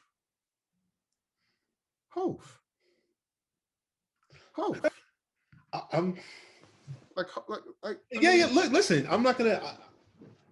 I honestly thought you would leave him off, but you really think why? So you made it. When you talked about Cube and Yes. those four albums like being like the greatest stretch, I'm like, so then how the hell? I was like, did 96 through 2003 just never happen? When Hove literally dropped every summer. Like, He dropped every summer. But do we think all those albums from 96 to 2003 are classics? Because I'm gonna tell you right now, I do not. I don't. But I think, no. no. Like, it's undeniable what Jay did from 96 to 2003, right? So from Right. 96 to 2003, he dropped an album every single year, right? Right. He was And he sing like, were they all classics? No, I will agree with you. They're not all classics. no, If they're I not. look at it, I don't even count. I'd call it three-ish, four, maybe, depending. But my Three. point is, Three. Yeah, I got three. he, Based on he from 96 to 03, right. yeah, I got three. But what he did, I but got think three. about it, like he drove, like he was the market. Like he drove everything that you like. Everybody was Mm-hmm. chasing him. You know what I'm But saying? Like, the thing that people forget about what happened in '96, and the thing is, I'm gonna be clear. Like 1996 is probably like my favorite year of hip hop. Like from a album, what came out. Like I talked about the fact that like it was the 25th anniversary of the score. The score. What else came out that day? My memory is like not working today. Oh, the score. All Eyes on Me, Tupac, and Skills. And nobody talked about Skills because the score and Tupac came out the same day as that Skills album. But that Skills album is really good. Like, it is ridiculously good. But nobody knows it's good because he ran into the buzzsaw that was Killing Me Softly and California Love. So he ran into a double buzzsaw, and Skills had nowhere to go, and that's why he had to go into his ghostwriting world. But when you think about like days like that, like people don't understand that Reasonable Doubt came out, right? You know who came out the following week after Reasonable Doubt? It Was Written and Stakes is High. Came out 1 week after Reasonable Doubt. So the follow-up to Illmatic and De La's recovery album after Blue Home Mind State came out the following week. Besides the fact that Outkast came out in the fall, besides the fact that the Roots came out in the fall, like there was a ridiculous amount of content that happened in 1996. And I think what happened with Reasonable Doubt was that Reasonable Doubt was overshadowed by the fact that he didn't really have his breakthrough yet. right. And I think, but when 96 was rolled, when I was in high school, I had a Reasonable Doubt. I knew what the deal was. And then like he came out with Volume 1, and then that terrible ass single he did. I stand by this, that Sunshine almost single-handedly ruined that man's career. That hurt. But the thing is, Volume 1 had a lot of joints on it though. Like Where I'm From, like when Where I'm From should always be performed at a Jay-Z show. Like Where I'm From should always be performed at a Jay-Z show. And then like Volume 2, he was out of there. Like That was it. at that point, he was out of there. I'm not as big a fan of Volume 2 as most folks either. Like, but Volume 2, he was out of there. He hit his stride. So for me, like, so here's the thing: is funny, and it's I'm gonna have the same. Hopefully, I'm gonna have the same conversation with my buddy of mine that I went to high school with, who ended up becoming an MC and like has had a long career. But for me, again, so Ready to Die is my introduction into hip hop, and I started venturing out. I didn't know about Jay until Volume 2. Yeah, But, that's how a lot of people. That's how it happened for a lot of folks. right. But then when I heard Volume 2, here's the thing: I didn't know what I was listening to, because I had heard tracks off of Volume 1. So I did hear Sunshine, and I was like, all right, whatever. But I heard Streets is Watching, And I was like, Yes. yo, why does dude sound familiar? So then I started going back. I was like, yo, I rock with this volume 2 so hard. And I was like, yo, this dude is not, I was like, I like this, right? And so again, like to me, just watching from that point on, so it didn't start to me in 96. So volume 2, like, and because I feel like the East Coast and the South to an extent kind of it was a different flavor of rap. I feel like you guys were always so heavy because it took so long for it to get to us on the West Coast, right? But Unless you, you know what the crazy thing is about that, especially when you mentioned the South, because I've always believed, and I've always had this theory that like when it came to like the MCs from the South versus the MCs from the East and the MCs from the West, I've always believed that the MCs from the South and the MCs from the West could always relate to each other. And the reason why I always thought that was because the East Coast was always snobby with theirs. Like they were always snobby, like, well, we built this. This is us. We yeah, got this. But the reality is that the MCs from like the South, because of the fact that we're not New York, we got everything. And so and it's funny, like a few years ago, Fonte did this interview talking about will the South ever fall off?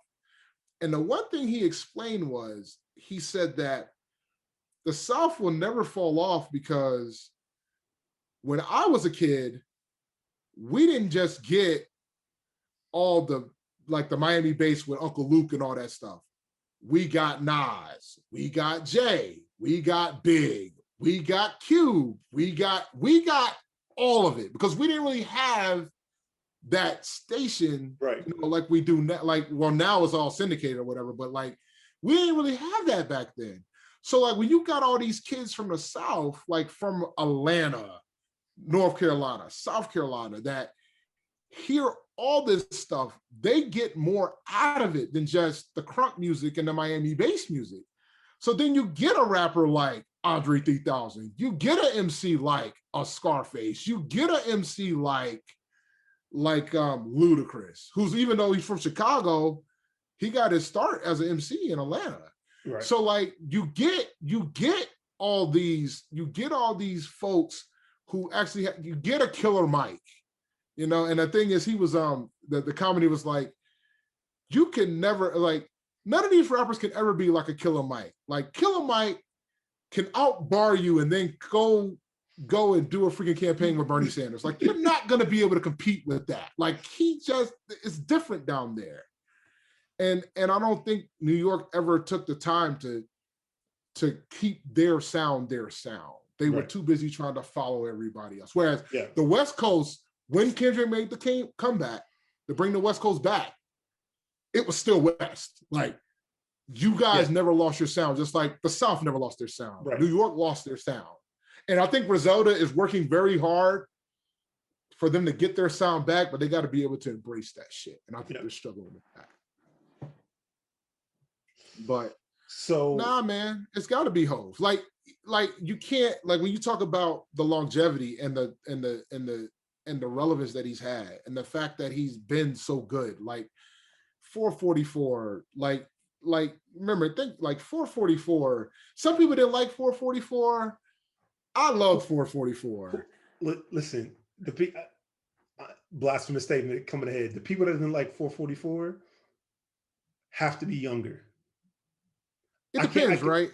I cannot find a guy our age that's a Jay-Z fan that is not like 444 because it was. I can find, because if you're about the rap, if you're about the art form of it, some people might think it's a little bit boring. But I think the problem with Jay is that the album was great. I love the production because I love No ID. So like, I love the production. I thought the album was great. You know, it's been a while since Jay did a whole album with just one producer. So I loved that aspect. And the thing is, I remember like the moment when worlds collided, when Jay did the whole Unplugged album with the Roots. And I remember the story behind that and what the original premise was. Like, Jay had every intention to make that joint a B-sides performance. Like, he didn't want to do any singles. Like, because the Roots knew how to play every track. So he was like, I want to do these these joints. And like MTV was like, no, you gotta hit the hits. You gotta, like, you can do some of your songs for your new album, but you gotta hit the hits type of thing. And that was when Blueprint. That was when Blueprint was out. So it was a focus on Blueprint. So like, and so like, it's like, you gotta do the hits. So when Jay announced that he was gonna do the B-side show, I was like, oh, I'm in. Like, I gotta get this recorded. So he did the first one, and I was like, yeah. Like, when you think about his catalog and how many things that there ain't too many rappers on earth that can go and do a whole set with no singles. Exactly. There's not. I mean, so look, so he's all right. So he's on my list. Obviously, he's higher because for number 3 for me is Black Thought. That's fine. I have no problem with that. I like, you know that I'm not going to argue with you with Black Thought at number 3. Like, I'm not going to argue with you with that. I have never, dude. I'll tell people this, like, just go outside of his albums, with the Roots, all the stuff that he's done, like, go listen to his freestyle at Hot 97. Yeah. And watch this man go off. Like, I don't even have the words. Like, this dude, I'm just like. So I actually got to meet Black Thought, and it was kind of crazy how I met him. So he was doing a talk at Harvard, and he was doing a talk. This was in 2016. It was the same day that Prince passed away, and so, you know, he was doing a talk at Harvard, and I made the decision to drive down there and go. I got a ticket and I went. It was free, so I was like, all right, I'll go. And you know, and I brought a couple of the Roots albums with me. Maybe I'll get luck up and maybe he'll sign one, maybe take a picture or whatever. And I guess, like I said, and I asked the question about, can we sit anywhere? You know, I'm coming from Rhode Island. And I guess the person who was running the event thought that I said Long Island. And so he went and told Black Thought that there's somebody that came all the way from Long Island to see you. So then Black Thought was like, I got to meet this guy. So when he was like, yeah, he wants to meet you. And I'm like, oh, okay. So I walked in there and I was dressed. I was in a suit. I think I posted the picture on Facebook because I was in a suit because it was Bring a Child to Work Day. So I brought my child to work day before I went to the event. And I had the suit on and we talked for a bit. We chopped it up, talked about life and whatever. He signed a couple of my albums. He took a picture. I cleared up that I wasn't from Long Island. I was from Rhode Island.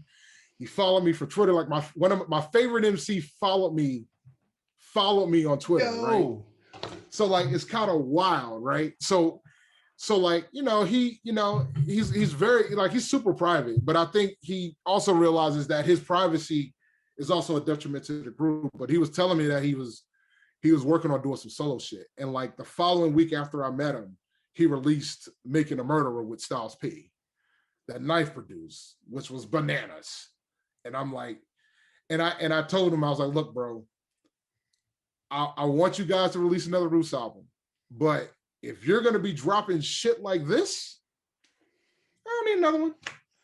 You mean 16 Roots albums? Yeah, pretty good. You know, you wanna, if you out here trying to do solo albums, go at it. Yeah. And then like a year after that, he did the freestyle. And the thing is, before that freestyle happened, he did this back and forth with Method Man that was ridiculous. And it was so ridiculous that when, I think it was on Sway, when Sway was like, yo, we got to get you guys to rap some bars. And Black Thought sitting there ready, like he's ready. No phone, none of that shit, ready. Meth is like, oh, I got to get my phone out. Oh, yep.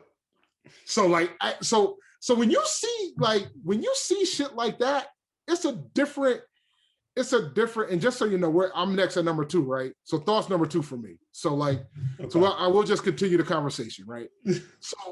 so because just to save some time. So when you think about the back and forth that he did with Meth, and then a few weeks after that, he walks into Hot 97. He sits down and he raps for 10 minutes straight. Didn't sweat until minute 8. Ridiculous amount of breath. Like it was more about the video of seeing it. Like I don't think the effect on this would have been nearly as good if it was just the audio. Right? No. You had you had to watch it because you had to understand that individual does things that nobody else can do. And the thing is, people are like, well, I don't know who he is, because more people probably know him about the fact that he's been rocking it with the Tonight Show for the last Late Night with Jimmy Fallon into the Tonight Show for the last decade. Which sucks. To realize, I said, which sucks that I feel like more people know him for that and don't really like know who this cat is, but I get it. No, but the thing is too, right? So that means you got two sets of audiences. Because I'm going to tell you something. I'm going to tell you a funny story. And it was the most hilarious thing ever. I think it was like 2-3 years ago when I saw the Roots when they came to Boston. Because typically they do like a holiday tour. And they always hit Boston during the holidays. It was like 5 dates that they do during the holidays. So I would hit, if I'm in town, if I'm not going home, I would be able to hit the Roots show in Boston. So the last time I went, me and my wife went. We ran into this couple that was waiting. They had to be in their 60s, right? And I remember, I'll never forget this shit. I was like, so you're going to see the Roots? And it was like, yeah, I love Tariq, right? I love Tariq. I love Questlove, right? So now, like, they open up a different audience. Yeah. And their shows have changed because of that too. Like they don't like in the past, like before Fallon, they were mainly like, they would go for like 2 hours at a time and they would perform pretty much just their stuff, right?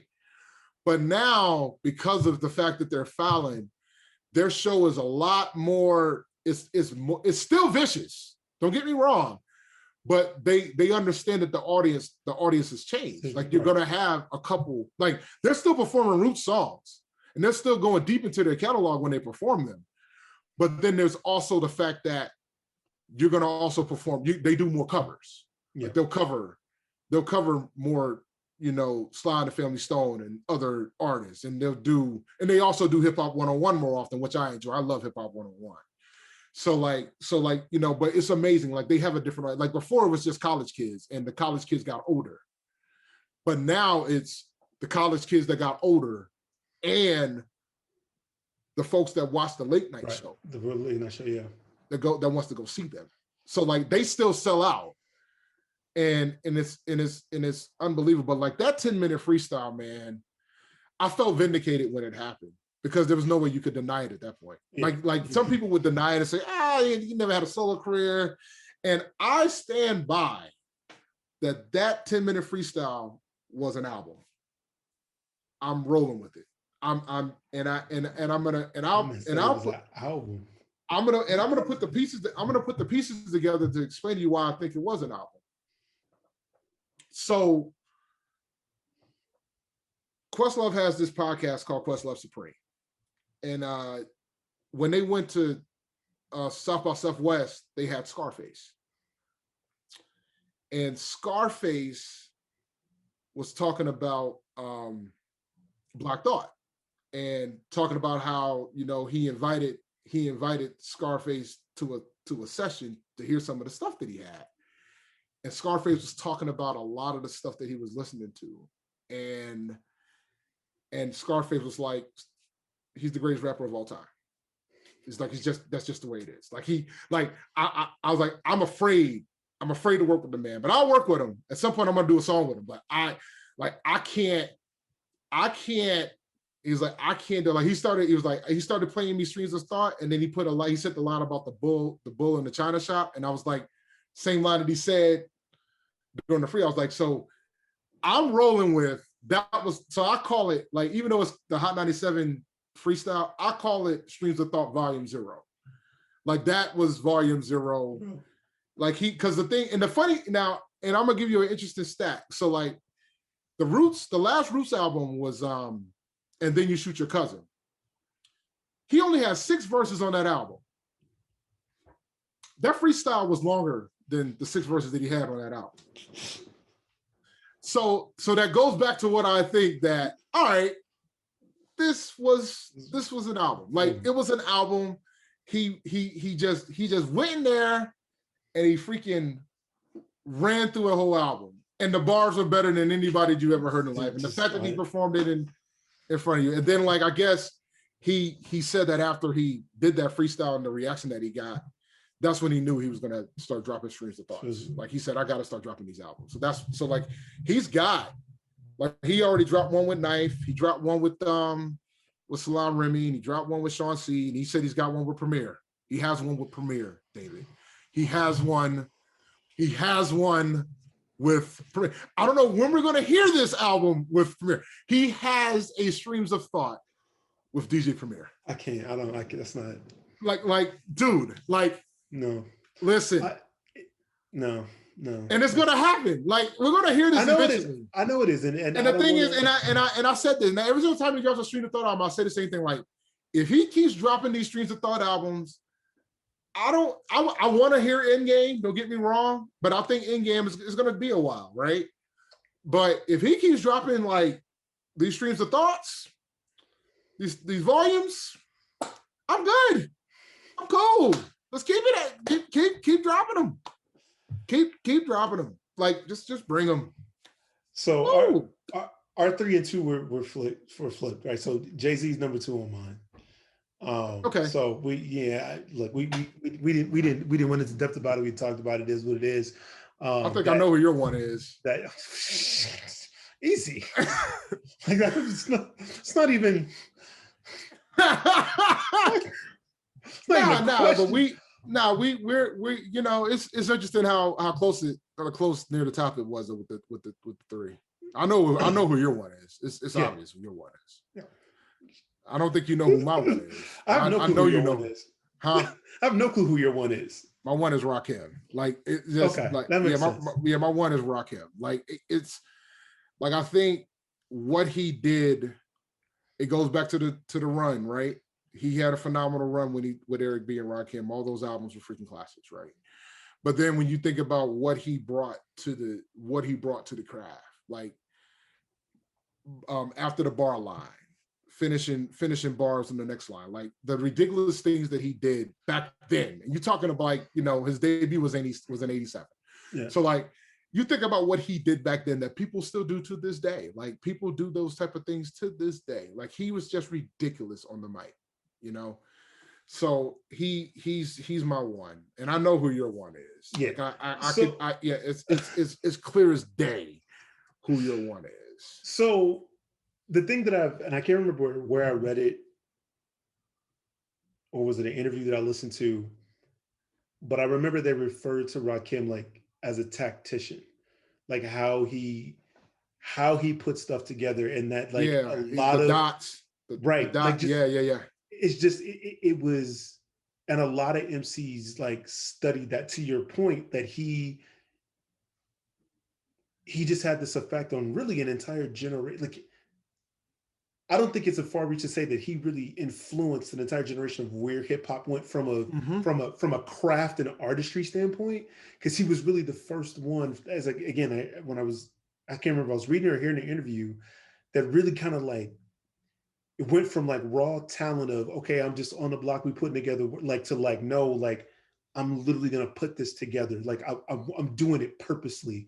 Like I want to deliver this in a certain way. And that really kind of led to a lot of, you know, for me, like, so the reason why I respect it is because that led to a lot of the artists that I love that are on this list. Cause when I listen to what I love about it is that intellectual tactician type of like, this was cleverly put together. This wasn't like, I don't knock Jay-Z about, you know, never writes anything down, goes in, does it on one take. That's cool. But it's something about meticulous aspects of like I'm just going to ride this beat and I'm going to just, That's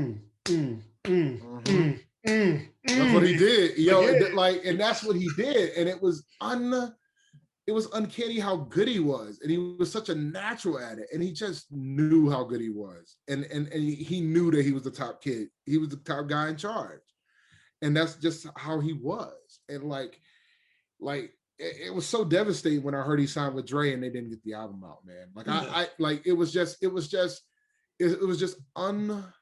unbelievable how good he was. And he's done songs with some of these artists that are on both of our lists. Like he's done a song with Jay, he's done a song with Black Thought. Like I think he's done a song with Nas too, I believe. But like he's done, like he's worked with all these GOATs. And I think Rakim, he was the standard, and he still is the standard. Like he will never be forgotten. It is a travesty that he's not in the Rock and Roll Hall of Fame. Like when you think about everybody else has already been selected, right? It's a travesty that he's not there, because he pretty much, like, you know, there's always something that shifts it, and he shifted it, and there's things still there that you still are finding with what he did in his run, because he's so good. It's just unbelievable how good he was. I think tomorrow's gonna be a Rakim and Karos one day while I'm working. It should be. I think it should be. So look, man, if anybody that knows me, like even a little bit, like it's not hard to guess who my number one is. Pop. It's always has been. Yeah. Like this was. If I take you through like my introductory to hip hop, right, was, it was Ready to Die kind of brought me in, and then to the point I made earlier, Jay-Z and Volume 2 kind of started expanding my aperture. But then even before, you know, All Eyes on Me, but I came across Spock with Strictly for My Niggas. And it was I quickly saw, like, one of the big things about me, always big on words. Study, like I read all the freaking time as a kid. And I instantly, when I would listen to Pac songs, it was like I heard what he was saying, but also saw like the story he was telling underneath and the way he was going about talking to different things. And I became a fan, and then it was like from there to, by the time All Eyes on Me came out, like that was it. I wrote with him, like, because everything that he was, not only from an artist standpoint, but I also saw what he was doing. Like I watched a lot of his stuff outside of what he did for his albums, and everybody looked at him as this thug and all this stuff or whatever. But I saw the speeches that he did at, you know, little conferences and stuff like that. I saw the interviews when I'm like, yo, like, I saw at that early age how the media was portraying him a certain way by saying like, here's this 10-minute interview, we're going to show you this 2-minute clip. But then you play the whole 10-minute interview and you hear the things that he's talking about, and it's like, yo, like the cat, like, and he was, I didn't realize it then, but I knew I was watching somebody special. Looking back on it now, you know, there's no doubt in my mind, like had he not been murdered, he would have been a revolutionary, like easy. Like just, but the thing is, man, you got to understand the strategy that he was putting, because you got to remember, like when he first started, when he started his career as an MC, he wasn't really gaining much traction. Like he didn't really hit it until probably like he started finally getting some level of attraction with Me Against the World. Yeah, with Dear Mama. But then like once he went to jail, and then he ended up on death row. Once he embraced the gangster, the thug life, everything changed. Yeah. So then at that point, because then it's about trying to sell records. And I think for him, he knew that he had to get to the people. And at the rate that he was going, he couldn't get to the people with what he was doing before that. Right. And it's unfortunate, because that ended up trying to get him getting to the people and, you know, and causing his demise. Right. So it's just, it's so sad when you think about it, you know, because, and I always say this when we always have when the debate goes with Tupac versus Big, like Tupac is much closer to my top 10 than Big is. And I think one of the biggest reasons why is A, he has more material. B, he has more of a purpose. Like a lot of the MC, if you notice in my 10, the majority of my MCs that are on my list, they had a purpose. Right. Like there was some level of a purpose, right? And one thing that Tupac had, he had a purpose. Like I think people remember his Death Row days and forget that his Death Row days, in essence, while he was alive, was only one album. Yeah. So and I'll give you, and I think people don't forget that. And here's another crazy stat since we're talking about Death Row. Snoop Dogg has more albums on No Limit Records than he does on Death Row. Yep. But people always talk about what he did in Death Row. But the reality is, like, a lot of these artists that were on Death Row didn't really have much. Like Tupac only had, like, he had All Eyes on Me, he died, and Machiavelli was released after he passed away. And that was it. Like, but before that, he had everything. He had Tupacalypse Now, he had Me Against the World, Strictly, he had other stuff. Whereas Big kind of his life was cut short before he even got the chance to hit the rocket, right? But Pac's voice was super powerful, and it's too bad that it was taken away, because I think hip hop would have definitely been different, because he was getting ready to leave the label. He was getting ready to leave Death Row. Oh yeah, it was a matter of time at that point, because once he realized what he could do without Death Row, it was just a matter of time. I mean, I don't go as far as saying there's no, if Pac is not killed, then like Jay-Z doesn't go to where he's at. Like, but I think that it's definitely, I don't think he has the run, right? I think the run is short. I think he has the run, because you got to remember too, right? Like, he would have the run, but do I think Volume 2 will sell 5 million records? No. Right. And but at the same time, but then you ask yourself the next question: do you think Jay-Z would have been taking a proper path? Because he was independent. Like, I don't think people understand that Jay was independent. Right. So even if Volume 2 would have been it, he still could have done other things on his own because of his independence and because of the ownership that he had. So when you take that, because like versus like your Tupacs, your Bigs, they ain't really own their stuff. I mean, shoot, Big was on Bad Boy. Nobody owned anything there. Nobody. So when you think about it from that aspect, I think Jay would have been the megastar. Probably not, but I don't think you can deny how good Jay was. Right, exactly. That's what I'm saying. I don't think you could deny that he could have still ended up being successful. Maybe you can ask the question if he would have continued his run. It might not have been as mega, but maybe at a point you would have. Maybe the independent artist would have been more forthcoming if Jay didn't have that run that he had. And here's the thing, like Jay, and correct me if I'm wrong on this, because I feel this way, and you're a little bit more detailed, but I feel like Jay never. That run is so dominant because, like, it was just accepted, and so everybody knew that, like, okay, Jay's here, like this is it. He became the standard for that generation, and people were just like, look, I'm trying to get up to that point, and so Jay never felt threatened. So Jay did whatever he wanted with all of his records. I'm not going to agree with that, because you got to remember, man. Like, I understand that Volume 2 was out of here, but there was this rapper that came out in '98 too, and he released 2 albums that year, and his name was DMX.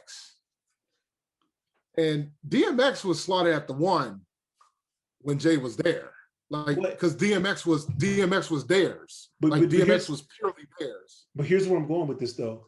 Jay never changed his, like, he never adapted to anybody's around. He just stayed on his course, right? Basically, what I'm saying.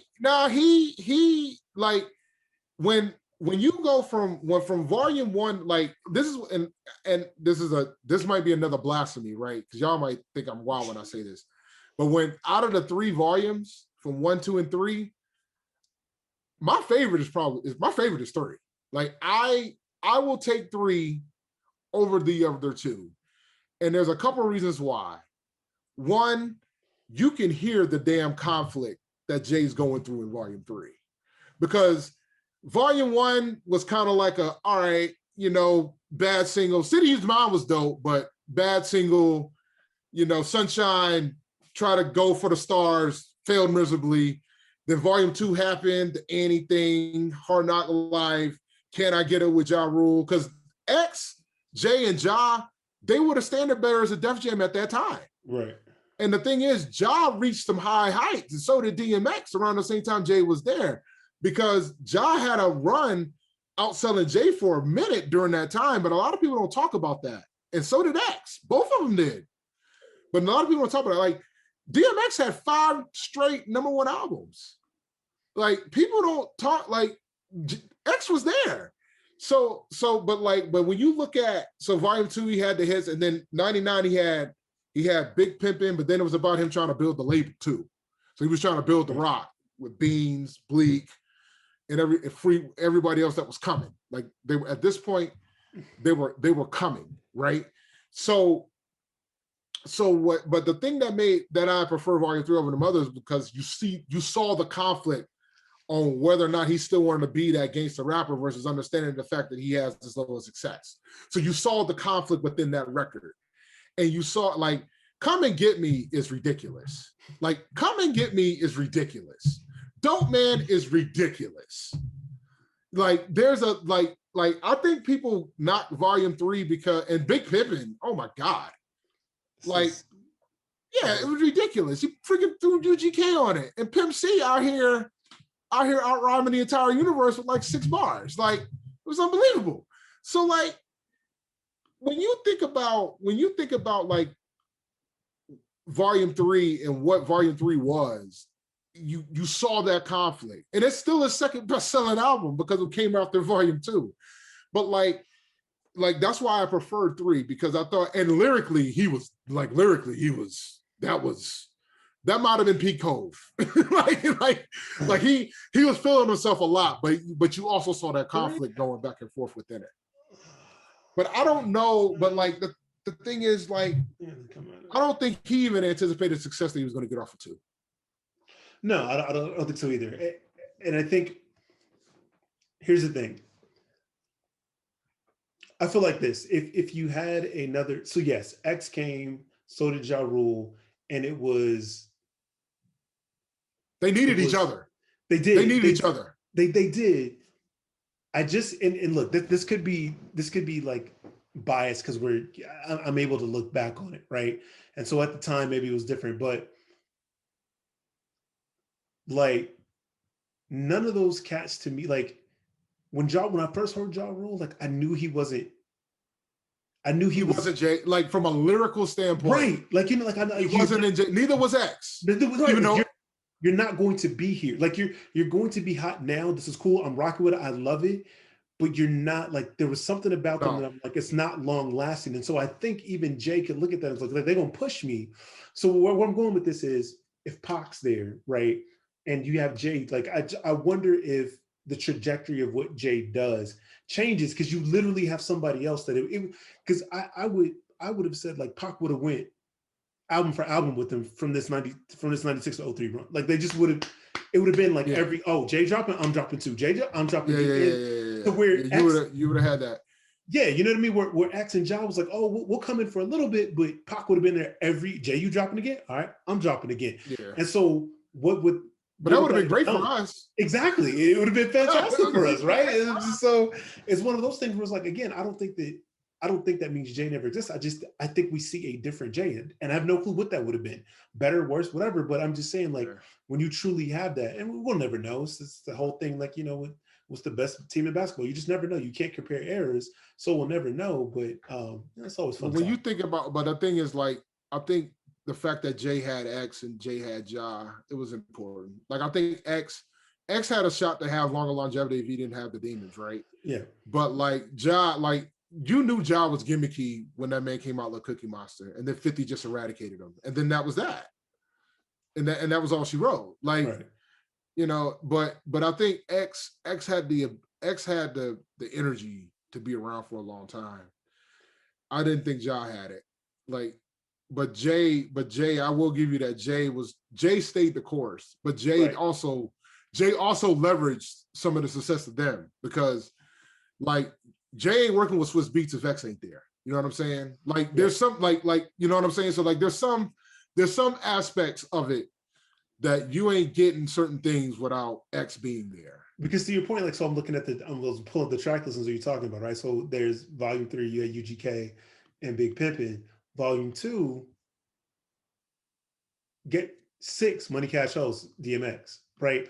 What I will always give Jay-Z, man, is this dude, from a business perspective, and I don't know enough about if it was always him or somebody in this corner, or just was him, like, okay, X is on the rise. Instead of going completely head to head, I'm gonna go head to head, but I'm gonna pull him in, put him on the album. And so what does that do? So it's like, okay, here's mine, and I'm a draft off of you while I'm competing with you. Like, but you know who else he put on that album too? Ja Rule's on that album too. Yep, just saw that. Look, man, like X was that, like people forget, like Volume 2 was super successful, but people forget that X was the top guy. Yeah. when Jay sold 5 million records, X was the guy. Like that was supposed to be the anchor bearer. Jay was there too, but X was the guy. And like, but Def Jam benefited from having both X and Jay. Then you had Ja on the way. So like they had their combination coming. But X was people forget that X was the guy. Like he was it. So I don't, because let me see if this was, what was the original tour? This is the only, because I'm not a concert goer. Yeah, the Def Jam. Yeah, I didn't go to that show with DMX, Jay, Redman, and Meth. Yeah, that was a ridiculous show. I never got to go though, man. But I look, man, like the only concert that I went to as an adult, and I'm 1,000% positive I had a contact high after Method Man and Redman like performed, and dude, X, like I had never seen anything like it. The energy that this dude projected throughout a crowd, like, was, I can only imagine if this was like what it was like to see Michael, right? When I was a kid, I used to always see these concerts of Michael Jackson. You see grown men passing out. I was like, what the, like, X, dude, when he came on stage and just, like, it went through the, and everybody was like, shh. And he came out like that, the pyrotechnics, the beat was dropping. This dude was just everywhere. This little tiny dude just running around. Everybody on their feet, man. I don't care if, like, you was like, this is the wackest concert ever. X come out there, you like, oh, it was crazy. It was crazy. I remember, I've seen DMX twice. Like the first time I saw DMX was like on accident. I was at a Scarface show, and DMX and Swiss Beats was a surprise guest, and they performed like 2 songs. And then later on that year, he was performing at the Roots Picnic. And I know he was still going through his things, trying to stay sober and all that. And I remember, like, typically the day before, you get the schedule, the set times of when everybody's going to perform. So like when you see DMX, when you're thinking, oh, DMX is going to perform later in the day, DMX was on at 4:00, right? And it's funny because I always tell the story when I go to Roots Picnic, like typically the 4:00 slot is typically like an act that's either an old school act or like a popular person at that time. Like I remember the first time I saw Macklemore and Ryan Lewis was at the Roots Picnic, and they had that 4:00 slot too. And I'll never forget this shit. The people were walking in at 3:00. Walking in, like it was a bunch of high schoolers, teenagers walking in at 3:00. Macklemore and Ryan Lewis walks in at 4:00. They perform, killed that shit, killed it, no question about it. Back when Thrift Shop was at its peak, right? And then crowds, it was flooded. And then they do their set, it was about an hour, and then they leave. And now you have space again. So DMX, so at 4:00, DMX was there for that year. And the crowd that showed up Like I didn't realize there were 15,000 people there at that point until it got close to 4:00. And I was in VIP. I do VIP every year at the picnic. Right. I don't like dealing with, like, I like to be in separate bathrooms with all these humanoids and all this other shit. So I was VIP, and like DMX was there, and the whole crowd was out there, and he was on the main stage. No, he was on the secondary stage, because that was the first year they switched the stages of which one was the main.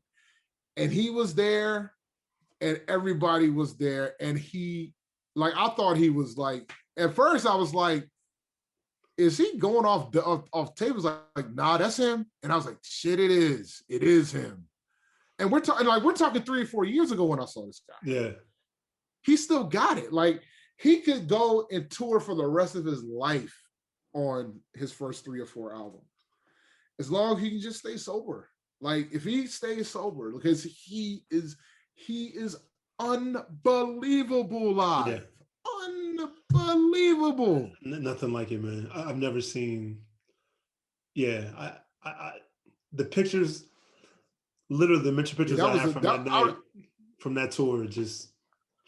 And so, think of it. So this is probably why I've never been to another tour, because that's my first ever tour, my first ever concert, right? So I'm like, you ever heard? If I told you my first concert, you'll laugh. I'm like, how do I go? Like, so when people are like, oh, I'm going to see this concert, I'm like, I'm not impressed. I was like, dude, I saw Redman, Method Man, Jay-Z, DMX. Like, I've never seen another concert close to that packed. And so, and plus I'm just not a concert guy like that, but yeah. I don't know when I'm gonna be able to go to another show again. Like I've been going like, I used to go like crazy, because that was a thing that I did when I was up. Yeah. Since I'm up here, I'm close to Boston, so everybody stops at Boston. Like everybody. And if they don't stop at Boston, they'll stop at Providence. They'll stop at one of these towns up here, right? To get their northeast sector. So like I would catch a lot of people. But like, you know, like I've seen everybody separate. Like I've seen Meth separate, I've seen Redman, I've seen Red and Meth together. But like when you talk about like I've seen some crazy shows. There's one concert I regret not going to, because when we were in college, Malcolm and Nick went to go see MJ, and that ended up being the last performed in the United States. Like because that was right before 9/11. Like they flew back literally days before 9/11 happened. So you know, and that ended up being the last time Michael Jackson performed in the States. And I think Malcolm was planning on going to the Europe show, and then he passed away. When I found out he was touring, I was like, I'm going. I was like, because I just remember watching him as a kid, watching all these videos, and I was like, okay, I got to the point where I can, I was like, I'm just gonna make it happen. And then he passed away. I was like, damn, that sucks. So look, everybody, appreciate you guys tuning in. C3 Squad, I love you. Appreciate guest David rolling by. We're gonna wrap this up. So as y'all know, to the next conversation, y'all stay safe out there. Cocktails, Code, and Conversation is brought to you by the On the Corner Media Group. Check us out at onthecorner.us for more great content.